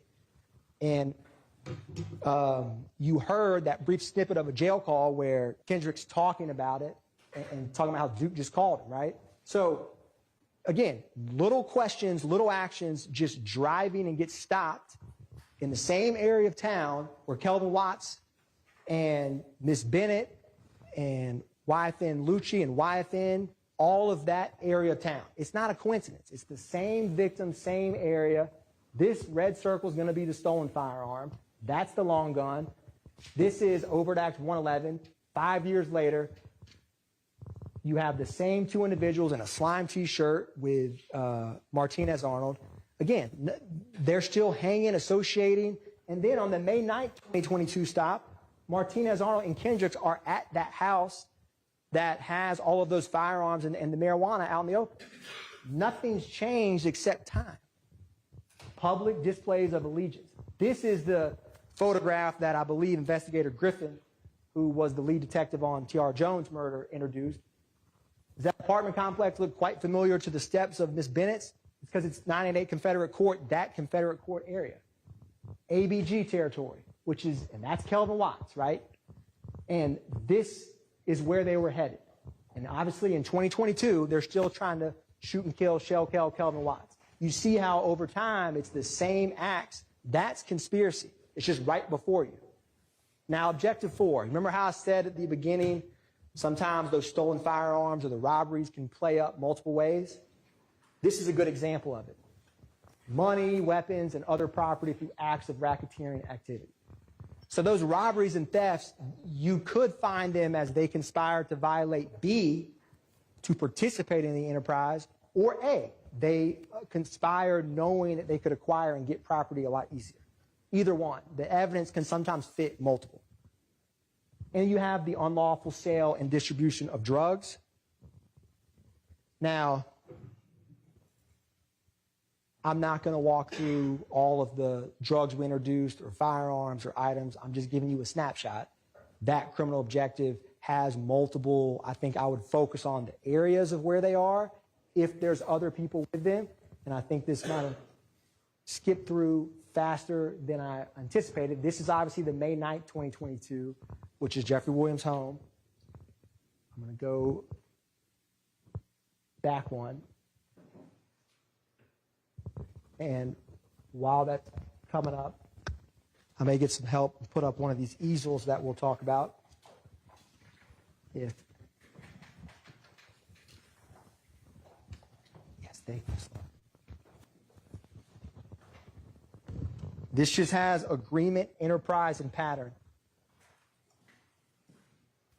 This agreement to be a part of the enterprise, a pattern, and they all flow together, right? So evidence that they agreed, they go and shoot rivals together. We go and shoot the same rivals with the same people together. Evidence for agreement, evidence for pattern. Does the YSL enterprise exist? Is it a loosely formed group of individuals for a same common criminal purpose? All of these three kind of feed together. So this triangle is just a visual way to help think through this.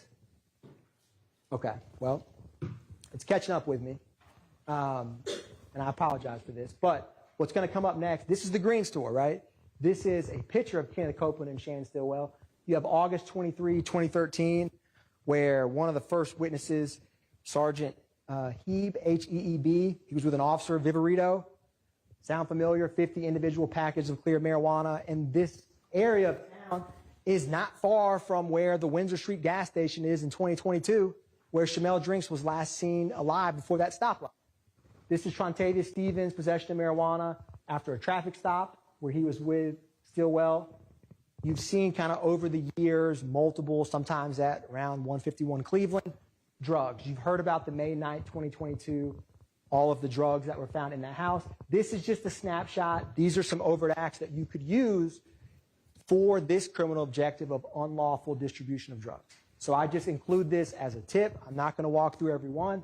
Act 48, 2015. Act 49, 2015. Act 65, 2017. 2020, it spans 7 years. BB, Nichols, Stevens, right? You've heard and seen pictures of them, identifiers of YSL over time in similar areas dealing drugs. That's another benefit or perk or objective of being in this kind of group, because no one's going to want to mess with you when you're going around shooting people and saying, I'm going to shoot. It helps you to unlawfully distribute drugs a lot easier in certain areas. Now, Objective 5 is obstructing law enforcement, right? So you've heard about this in multiple ways. This is intimidation of witnesses, because that helps the enterprise, because then you can't get caught. Maybe you can fool or deceive a juror, a detective. A pattern repeatedly, publicly saying you'll lie to all your family and friends and then come in here and tell the truth, basically saying, hint, hint, why can't you lie in court? And you need to get killed. And then agreement, where all of them benefit and know and participate in this. So what evidence do we have of attacks on law enforcement? Well, one of the first acts you saw was Trontavious Stevens, where you heard from the vehicle that was stolen and Officer Pettis, and there was that firearm and that yellow bucket where he tried to go and arrest Stevens, who has this slime tattoo on his body, and then he brandished a handgun, pointing it at the firearm.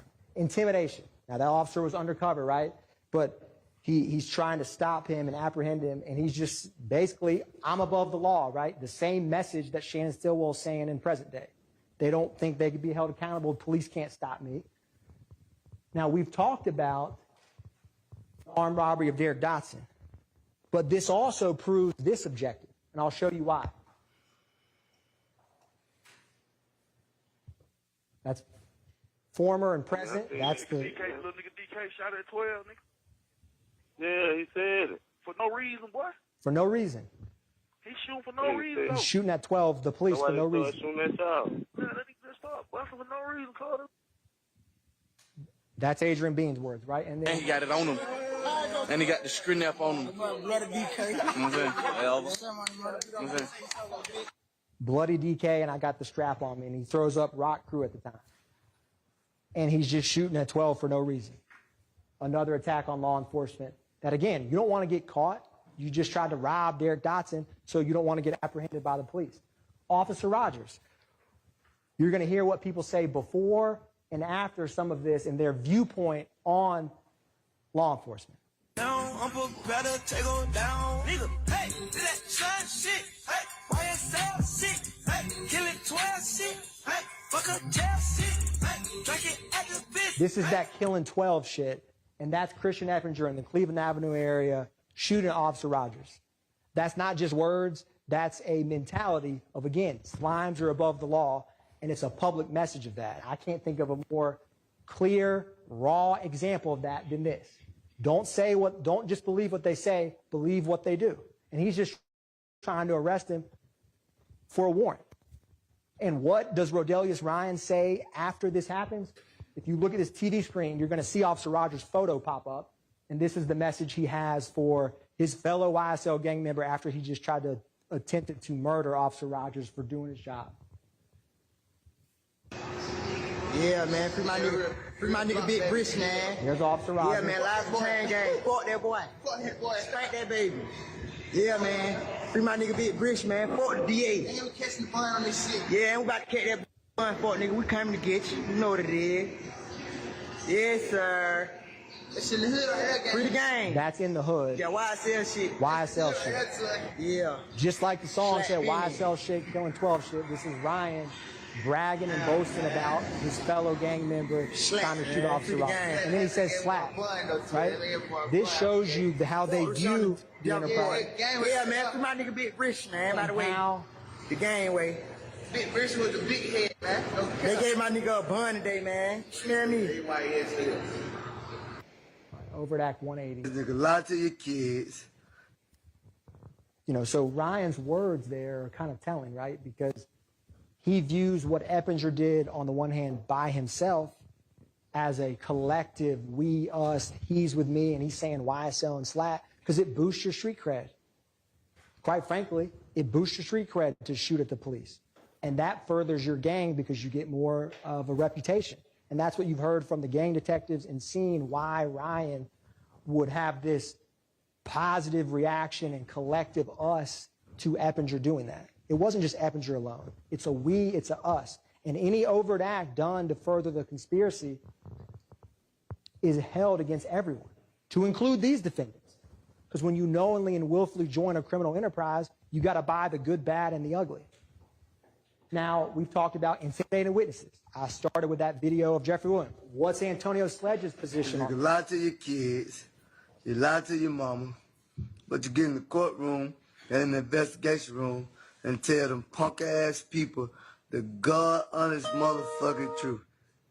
Puss-ass. And that's Antonio Sledge as a witness, right? So you realize what people say outside of court.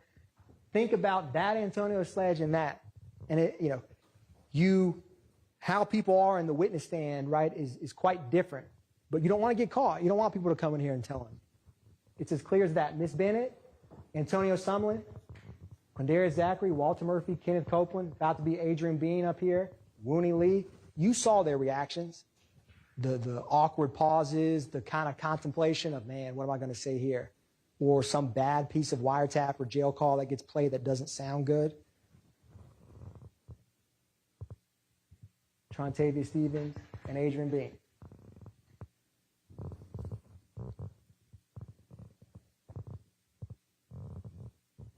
This is alluding to, you heard from Mariah Smith about the threats for her testifying in the murder of Jamari Holmes trial and coming to court.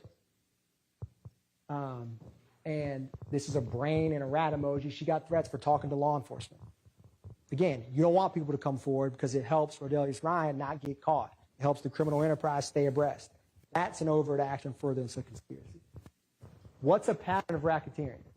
So all of these crimes, these aggravated assaults, these murders, it's not, they actually did a pattern, but the conspiracy is, did they knowingly and willfully conspire to join YSL knowing that that could be a possibility?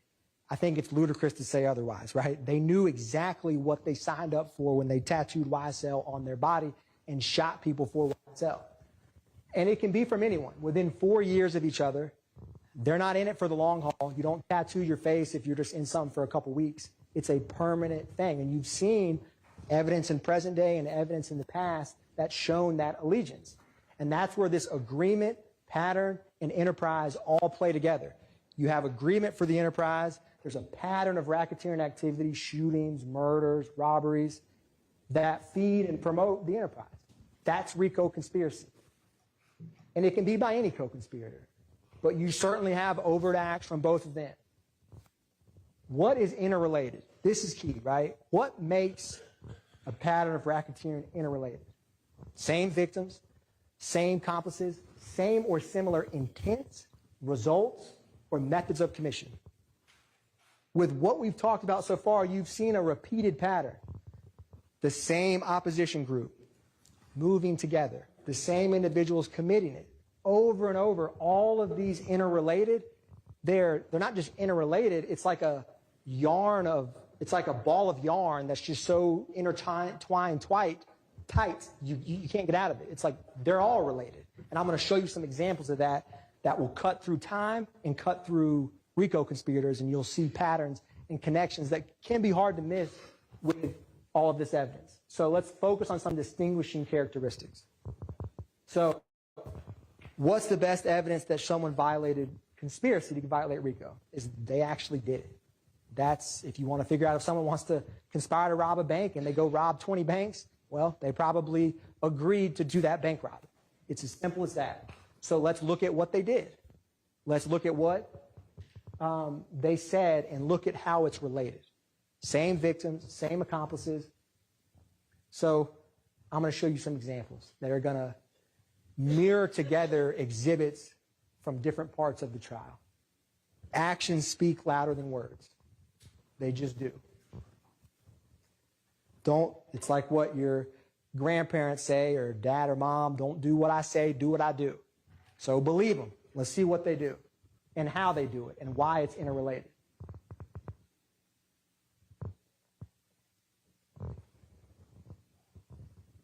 So we're going to see some patterns. They move as a pack, right? What's going to come up is the cell phone records from O.G. Bentley's house, or the spot on Oak Drive where you heard testimony about. This is after the murder of Donovan Thomas. This is both what Copeland and Zachary say that they all went to get rid of the gun and to get rid of the car, because they don't want murder weapons to get caught with them, obviously. So the same individual who called Walter Murphy and Demise McMullen 3 months later when they pull up with a stick, you don't think that Demise McMullen killed Donovan Thomas with Shannon Stillwell, Kendrick driving, and Justin Cobb, and then would go to his friend O.G. Bentley? Of course he would. And where do they go? I mean, 755, 750, this is McMullen and Williams. That's O.G. Bentley's house. 5 minutes of each other. They go from up north, where Sky House is, to down there. Let's look at the next slide. Bradford, 747, O.G. Bentley's house. You need a common place to take the guns and cars. It's not a coincidence they all just woke up and decided to go, have a pizza party at O.G. Bentley's, within 30 minutes of the murder of Donovan Thomas in a car rented by Jeffrey Williams. That's not a coincidence. And that Copeland and Zachary just guessed randomly of where they traveled. They knew. Let's look at Treadwell, right? He's all over this Oak Drive address because that's where his house was. Now, fast forward, this is Shamel Drinks. Where do they go after the murder of Shamel Drinks? This is Farley, Garlington, and Jackson. The times are a little different, but the general direction of travel is to, look, here's the airport, there's the airport, there's the airport, there's 70. They go to the same location after a murder for a variety of reasons. Maybe to get their story straight. Maybe to all have a common place to go to get away from when you just commit a murder. This is 2022. That was 2015. That's a pattern. I can't think of a more clear example of one. Now, common places to stash and store. You've heard about the web. You've seen more recently Waters Road, and you used to hear reference about the dugout, but the web and Waters Road come up frequently. What were some similarities between them? They're places where they can store their guns and can frequently go where no one's going to catch them or bother them. This is Trontavious Stevens. This is Antonio Sumlin. He has the slime tattoo on his body, and someone has YSL here and multiple king slime on his forearm. This is the web. There's that YSL. There's the surveillance video right there. Looked kind of similar to Waters Road. Completely different locations. This is from the Instagram where one slug, I'm going to the web. And then there was this wiretap. We back at the web. What, slug on spot? Yeah, we got that spot now. We ain't slug spot though. We're back at the web. It's not slug spot. It's now my spot. They exchange guns. They exchange locations to help the gang. It's quite simply that, right? They need a spot to be able to hang out and lay low. Fast forward to present time. We're about to talk about and see Waters Road. And you saw the phone records both in March, the ankle monitor, it was 3,000 something times per minute that defendant Stillwell was at that 2830 Waters Road. It's not a coincidence, right? You just saw that surveillance at the web. Yes, you can have a surveillance system in your home, but with the evidence of guns, and let's go to the web, Waters Road, with all of the assault rifles and bullets that were there, that's the surveillance on the 16th. That's the cables removed on the 17th. Same address, Waters Road. It moves and talks and walks very similar to the web. Different locations, YSL members to help the enterprise They all agree to be a part of it, from the tattoos and the shootings and the actions, and there's a pattern. There's a clear pattern. You don't have to be a rocket scientist to figure out this pattern. Same or similar intents and accomplices. So follow me with this. So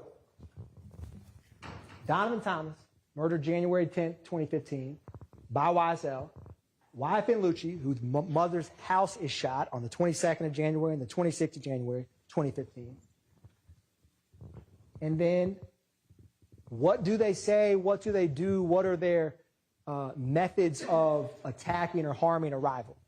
Well, that's the 22nd, 1007 Hill Street. And then the 26th, that is, a window, a mirror window in her home. Is it a coincidence he shoots at, not, shoot at his mommy, he no longer mentions me? Maybe it is. Maybe it's just a coincidence. But then when you see the text messages, right, between Huey and Thug, go handle that, Slatty, it kind of takes on a little different feel to it. All right, so keep going. What other actions do YSL members have with? And if you remember, right, the gun that Zachary had that he was arrested with got tied to those shootings. So this is where guns change. Multiple conspirators work together in concert. This is a tweet or an Instagram from Jeffrey Williams. If I didn't like what you did for your mothers and kids, I would have been killed you. That's 2019. And then you have in 2020, coincidentally, Kendrick with slat and a snake on him standing on the same Mr. Bennett's car, right?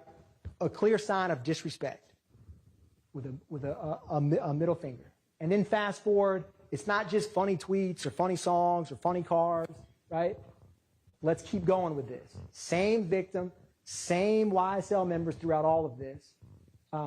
There's the flyer we talked about, right? There's the tweet, go handle it. You saw examples. You saw another example of that when Viv Rito was on the stand. Now, not only do they shoot at his mother's house, murder his friends, tweet at him, disrespect his car, then they try to stab him and actually do stab him in the jail, but they try to kill him is what I meant to say. And you saw the text messages about that. So let's walk through that, right? This is spanning from 2015 to 2022. Agreement, enterprise, pattern. This is when Jaden Myrick stabbing YFN Lucci in the jail. That's YFN Lucci. He's actually stabbed, right? This isn't just some fake violence. Then, this is Shannon Stillwell that same day. They got me on PC with the boys. Oh, there's no PC. And this is Eppinger and Summer. Yeah, hey, find out what I can get for that, bro. Huh? Man, find out what I can get for that, bro. Get for what? You know what I'm talking about. I know what you can get for. I just told you why I'm at. Remember that? Okay, so what you need me to do? Find out what I can get, man. I just told you who I'm going to go with. What you going with? Lucci, nigga. It's unspoken agreement, right? Why is someone Eppinger, Kendrick, Zachary have a gun, Shannon tweeting just wet, Lucci's, you know what, ASS up? Not a coincidence. Not a coincidence. Same victims. That's a pattern. I can't think of a more clear pattern. Now let's take this a little bit further.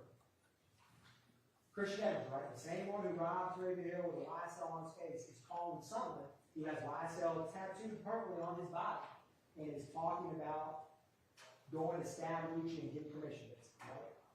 So these same co-conspirators just work together over time.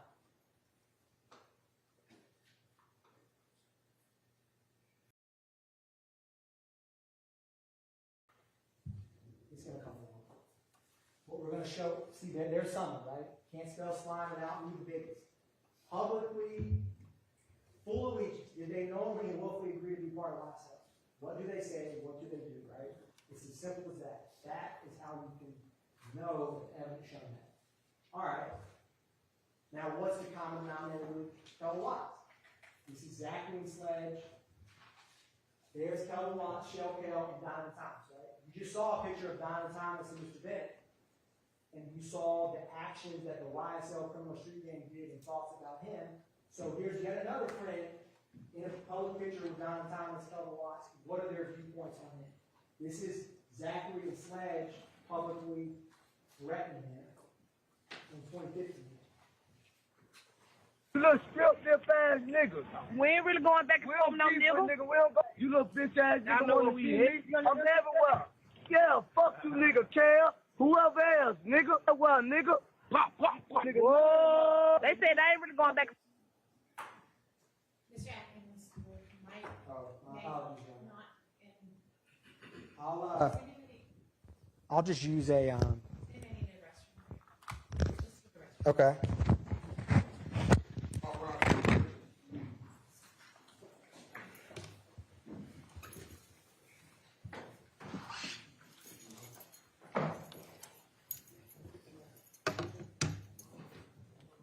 No.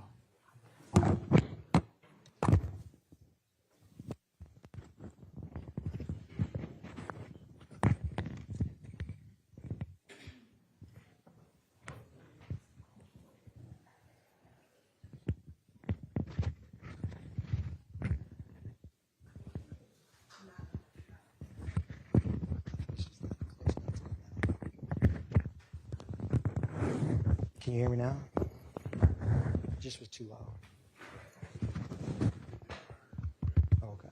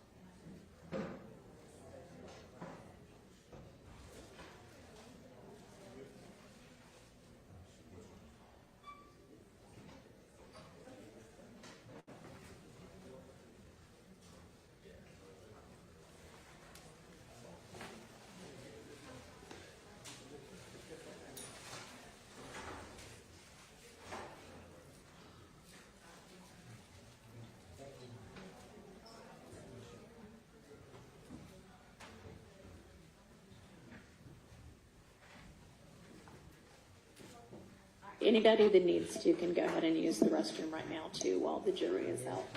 Then we'll finish the states open and we'll break for lunch.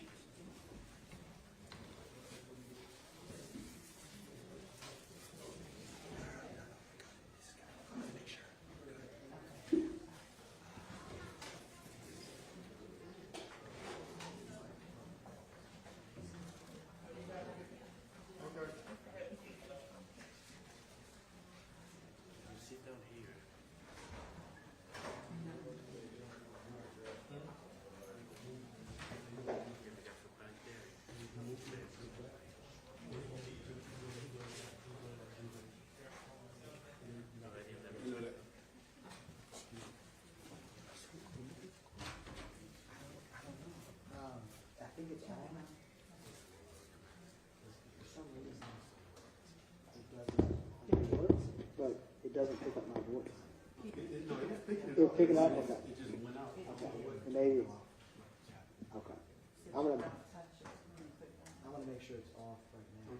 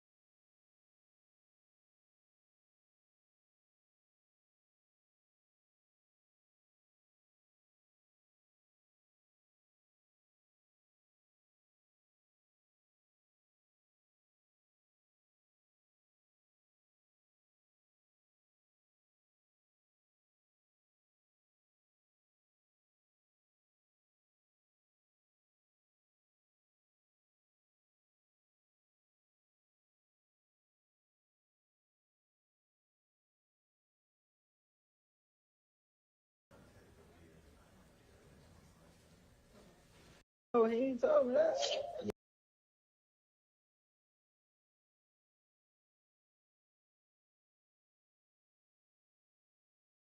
Man, I just got. Well, it's the call where he says he just got off the phone with Woody, and that YSL stuff is hot. You need to take that down, right? And then at the very end of that, and I won't play the whole thing, but it's in evidence, they say, we need to take that YSL because it's hot, get off social media, right? So that shows you that they know, they just don't want to get caught. This Rico conspiracy, this is your verdict form. When we talked about A and B, it's going to look like this. As to conspiracy to violate subsection A, we the defendant. A, acquire and maintain property, knowingly and willfully conspire. B is those objectives I talked about. Did you participate in the enterprise, knowing and understanding that a pattern of racketeering, which remember, check the indictment for the crimes. Do you think that they knew, when these two defendants from January 10, 2015 onward, that there would be robbery, aggravated assault, intimidating witnesses? I mean, of course they did. But think about that when you look through this, because you have to decide, is it A or is it B? I believe it's both, but you can find either as a jury when you deliberate. And remember, some evidence can factor into both. The robberies can be A. The stolen guns can be A. They also can be a part of B when you create a pattern. And then on the bottom, it's going to ask you about guilty, guilty. Please identify on the next page the overt acts you find. So when y'all agree unanimously on an overt act, and you got to find one after May 10th, 2017, the good news is there's plenty that the state has proven happened after that date, so they shouldn't be hard to find. You write them down. And if you need to write 50, write 50. If you need a pen, ask the court reporter. She'll come bring you an extra pen if y'all need and run out of ink. But fill it out on the form after this, once you all deliberate and talk through the evidence. And you will find them guilty of the Rico enterprise when you look at the evidence and the common sense, reasonable inferences from all of it and some of these connections. I just gave you a few. I could do this 6 degrees of separation with multiple crimes throughout the case, but I tried to pick a couple to show you. And participation in treating activity, this is much simpler. You know, the Rico enterprise and the criminal street gang is one in part the same. Criminal street gang activity is there is a gang, YSL. Clearly the evidence has shown at this point that YSL is a criminal street gang, right? Are they a part of that street gang? Do they commit criminal street gang activity?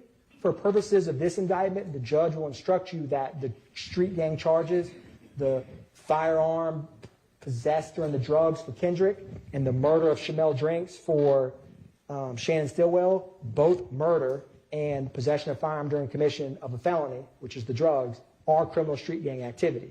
So all you really have to decide, in my mind, is there a nexus to the street gang? And I'm going to, this goes on to explain criminal street gang activity, which the judge will tell you that for these crimes, they are street gang activity. You just have to find Kendrick and Stillwell and the YSL street gang, which for all intents and purposes is the same as the criminal enterprise we've just been describing. And I'm going to, B is in order to maintain or increase status. So you'll see Shannon Stillwell has B. When he murdered Shamel Drinks, do you think that was in order to boost his YSL street cred and increase his status?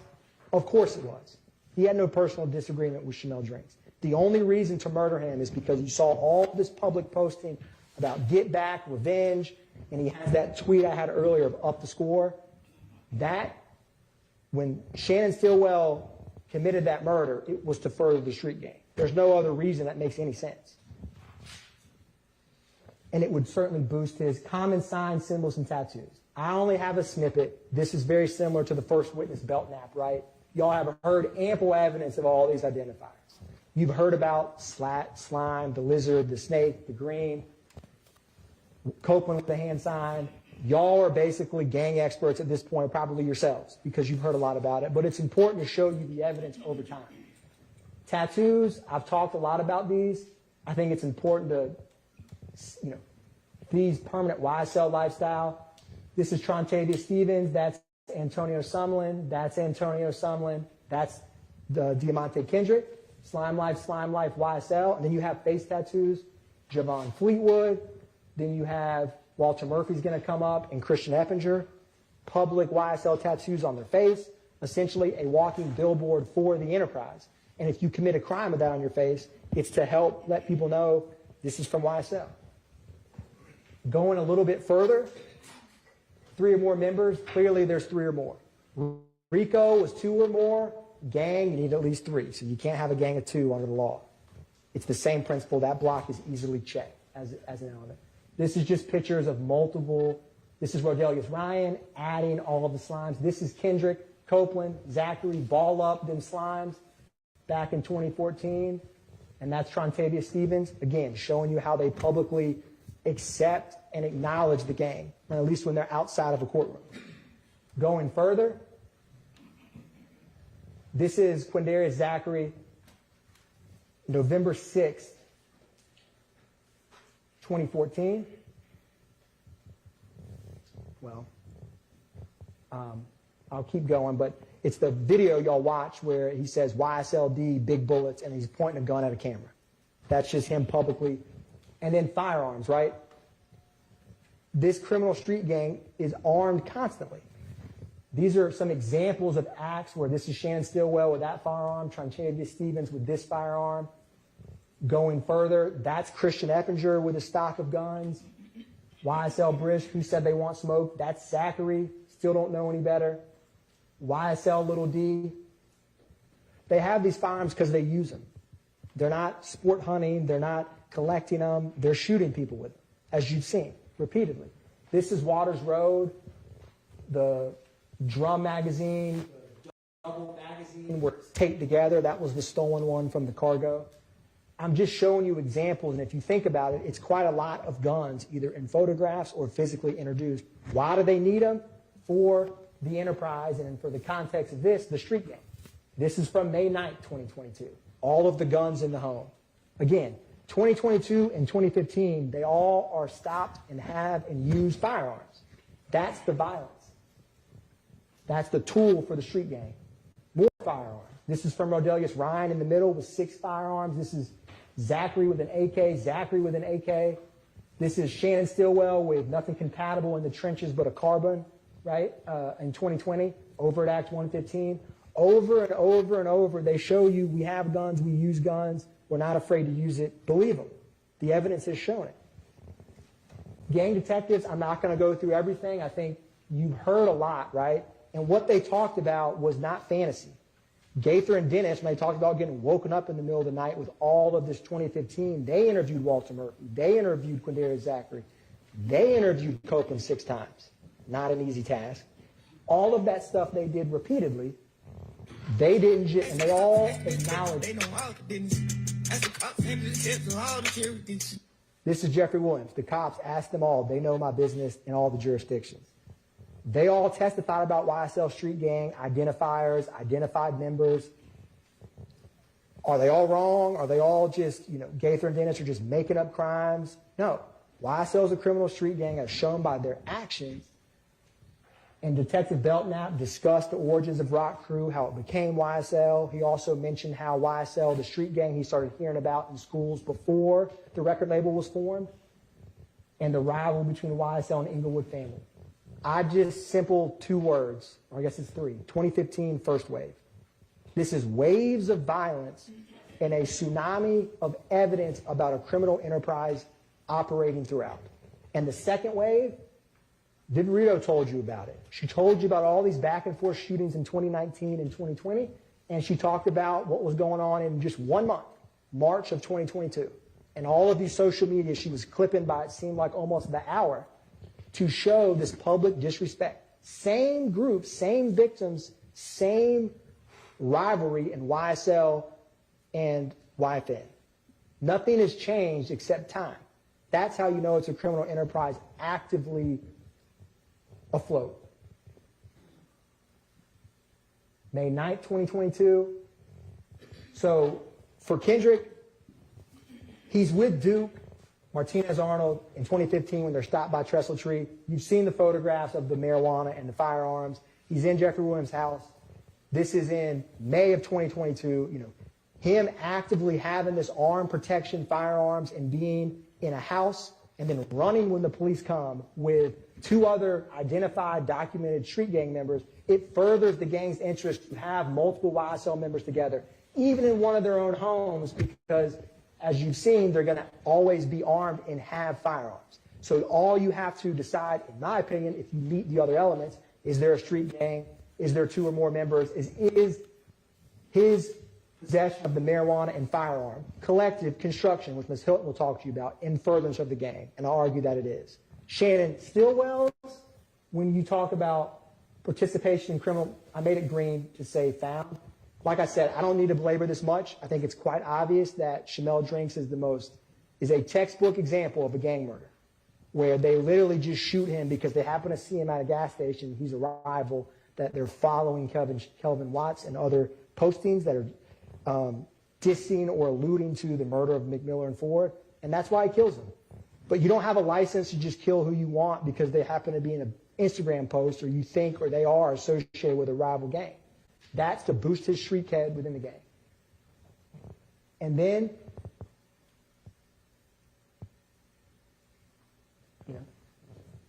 every slime plays nasty. What does Rooney Lee say about that?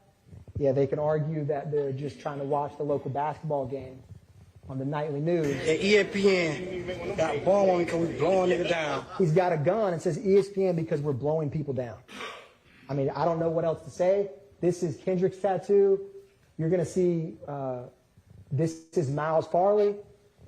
ESPN tattooed on the back of his neck. This is going to be Christian Eppinger coming up here.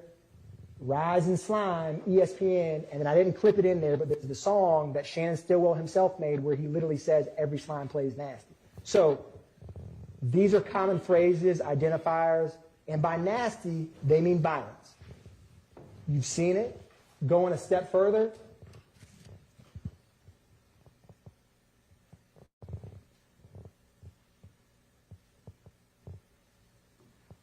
is this a street gang? This is going to be Rooney Lee and Rodelia Slime. Fake, man, yeah, man, gang shit, man. You know what the fuck going, man, yeah, man, slime business shit, man. Slime man, happy business. birthday to me, man. Rooney mean everything to me, man. This shit on me for real. Can you get the only tattoo on me, man? Gonna spin again. Nah, for real, no cap, nigga. Slack, nigga. It been a minute since I seen it up. It been a minute since I seen it up. It been a minute since I seen it up. Where you from? Where your setup? Where I'm from? 10 o'clock, already winning and he bothered me. When it's under the streets, took a party. I wouldn't turn the road to a gangster. Technology jacked up on me, but it's their own words, right? Rodelius Ryan, it's Slime Business, Slack, and Rooney Lee. Sex money mercy that's going on this set. I mean, I'm the BEO. I'm the BEO of this sex money murder set. You heard Belknap, Gaither, and Dennis talk about the sex money murder, where YSL is a subset of that, right? It's their own words. They're not hiding from it. They're not slat on the finger. And then you're going to have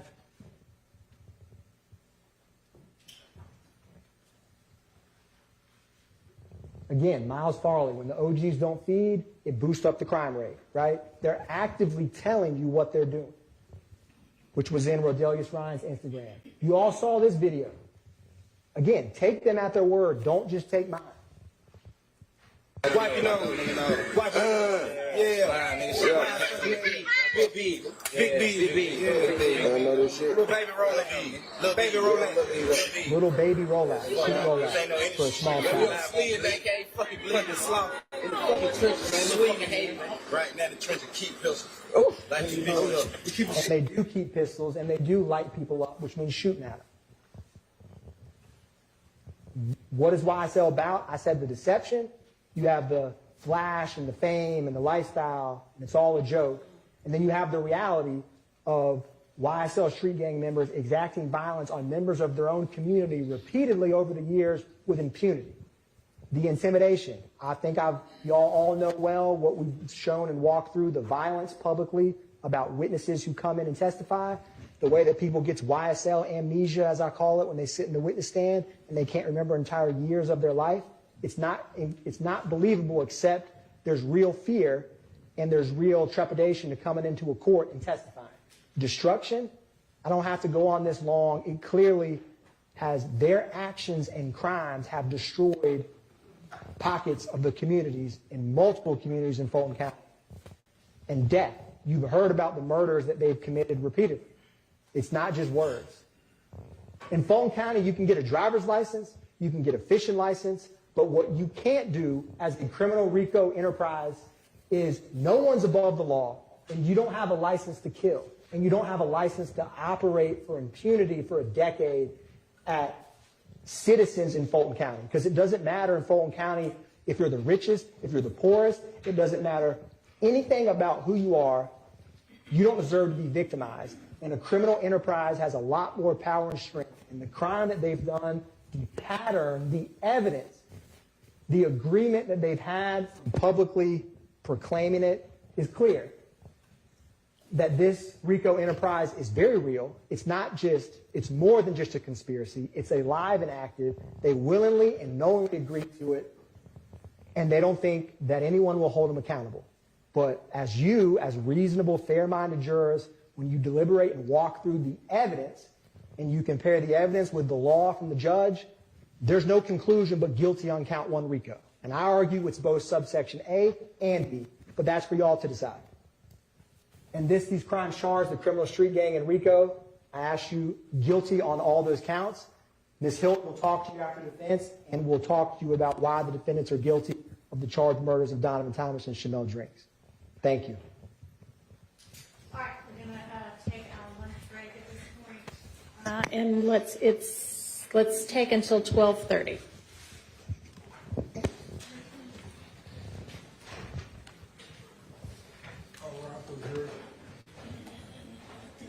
All right, for jury, please.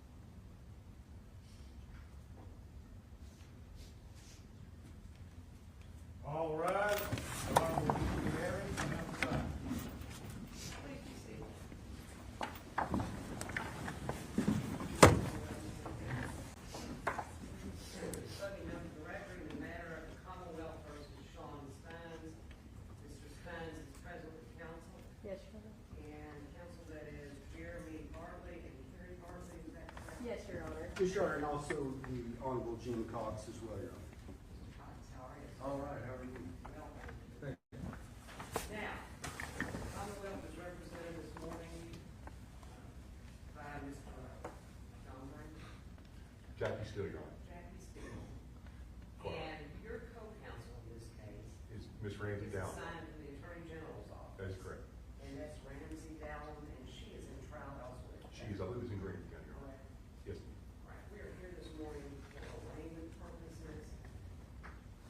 All right, counsel, have you had the opportunity to review the indictment?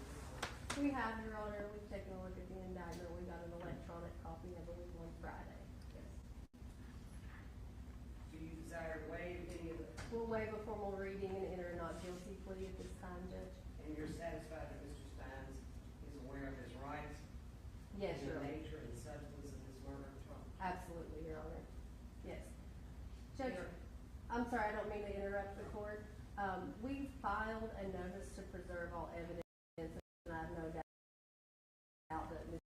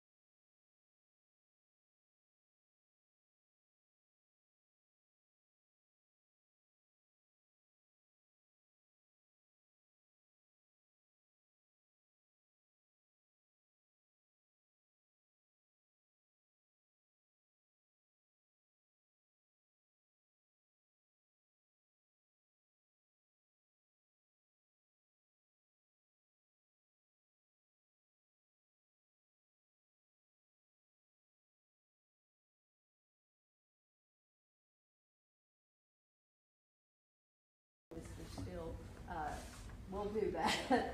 We filed that down in district court. I just want to renew that, and I will file a written notice as well, Your Honor. And I would just ask the court to go ahead and enter a discovery order.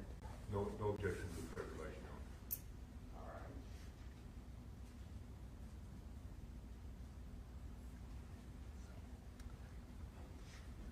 And in terms of the discovery order, I understand that it is your intention to deliver discovery to defense counsel within 7 to 10 days. That is correct, Your Honor. Ms. Dallum actually has that. We didn't know when the arraignment was going to be, and didn't have an opportunity for me to get it from her in time. Fantastic. That works for us, Judge. All right. No entry of a plea of not guilty.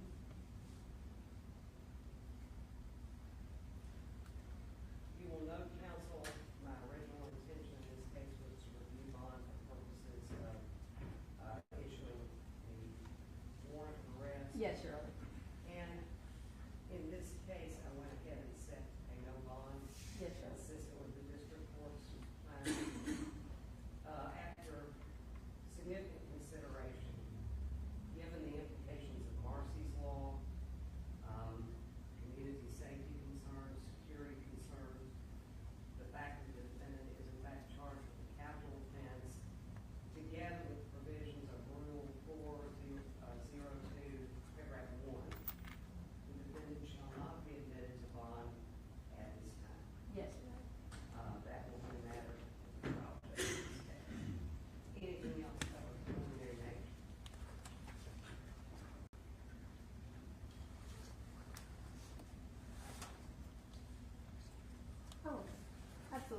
and I believe that my understanding was that the court simply doesn't want to take up bond at this time, but we can still file an adversarial bond. You have every right to file for an adversarial bond hearing, and that would, I think, be more appropriate for the trial judge. Sure.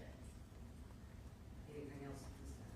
No, Your Honor. No, if we don't, Your Honor. I will ask that everyone be seated and remain seated until the defendant is escorted out of the board.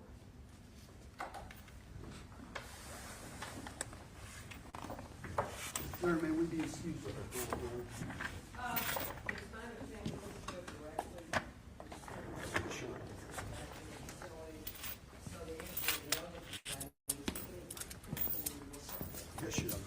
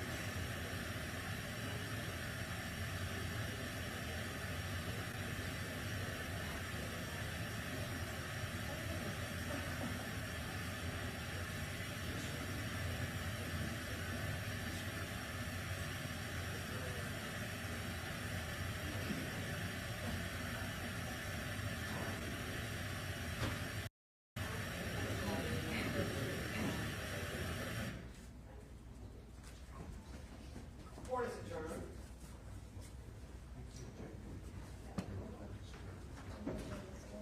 All rise.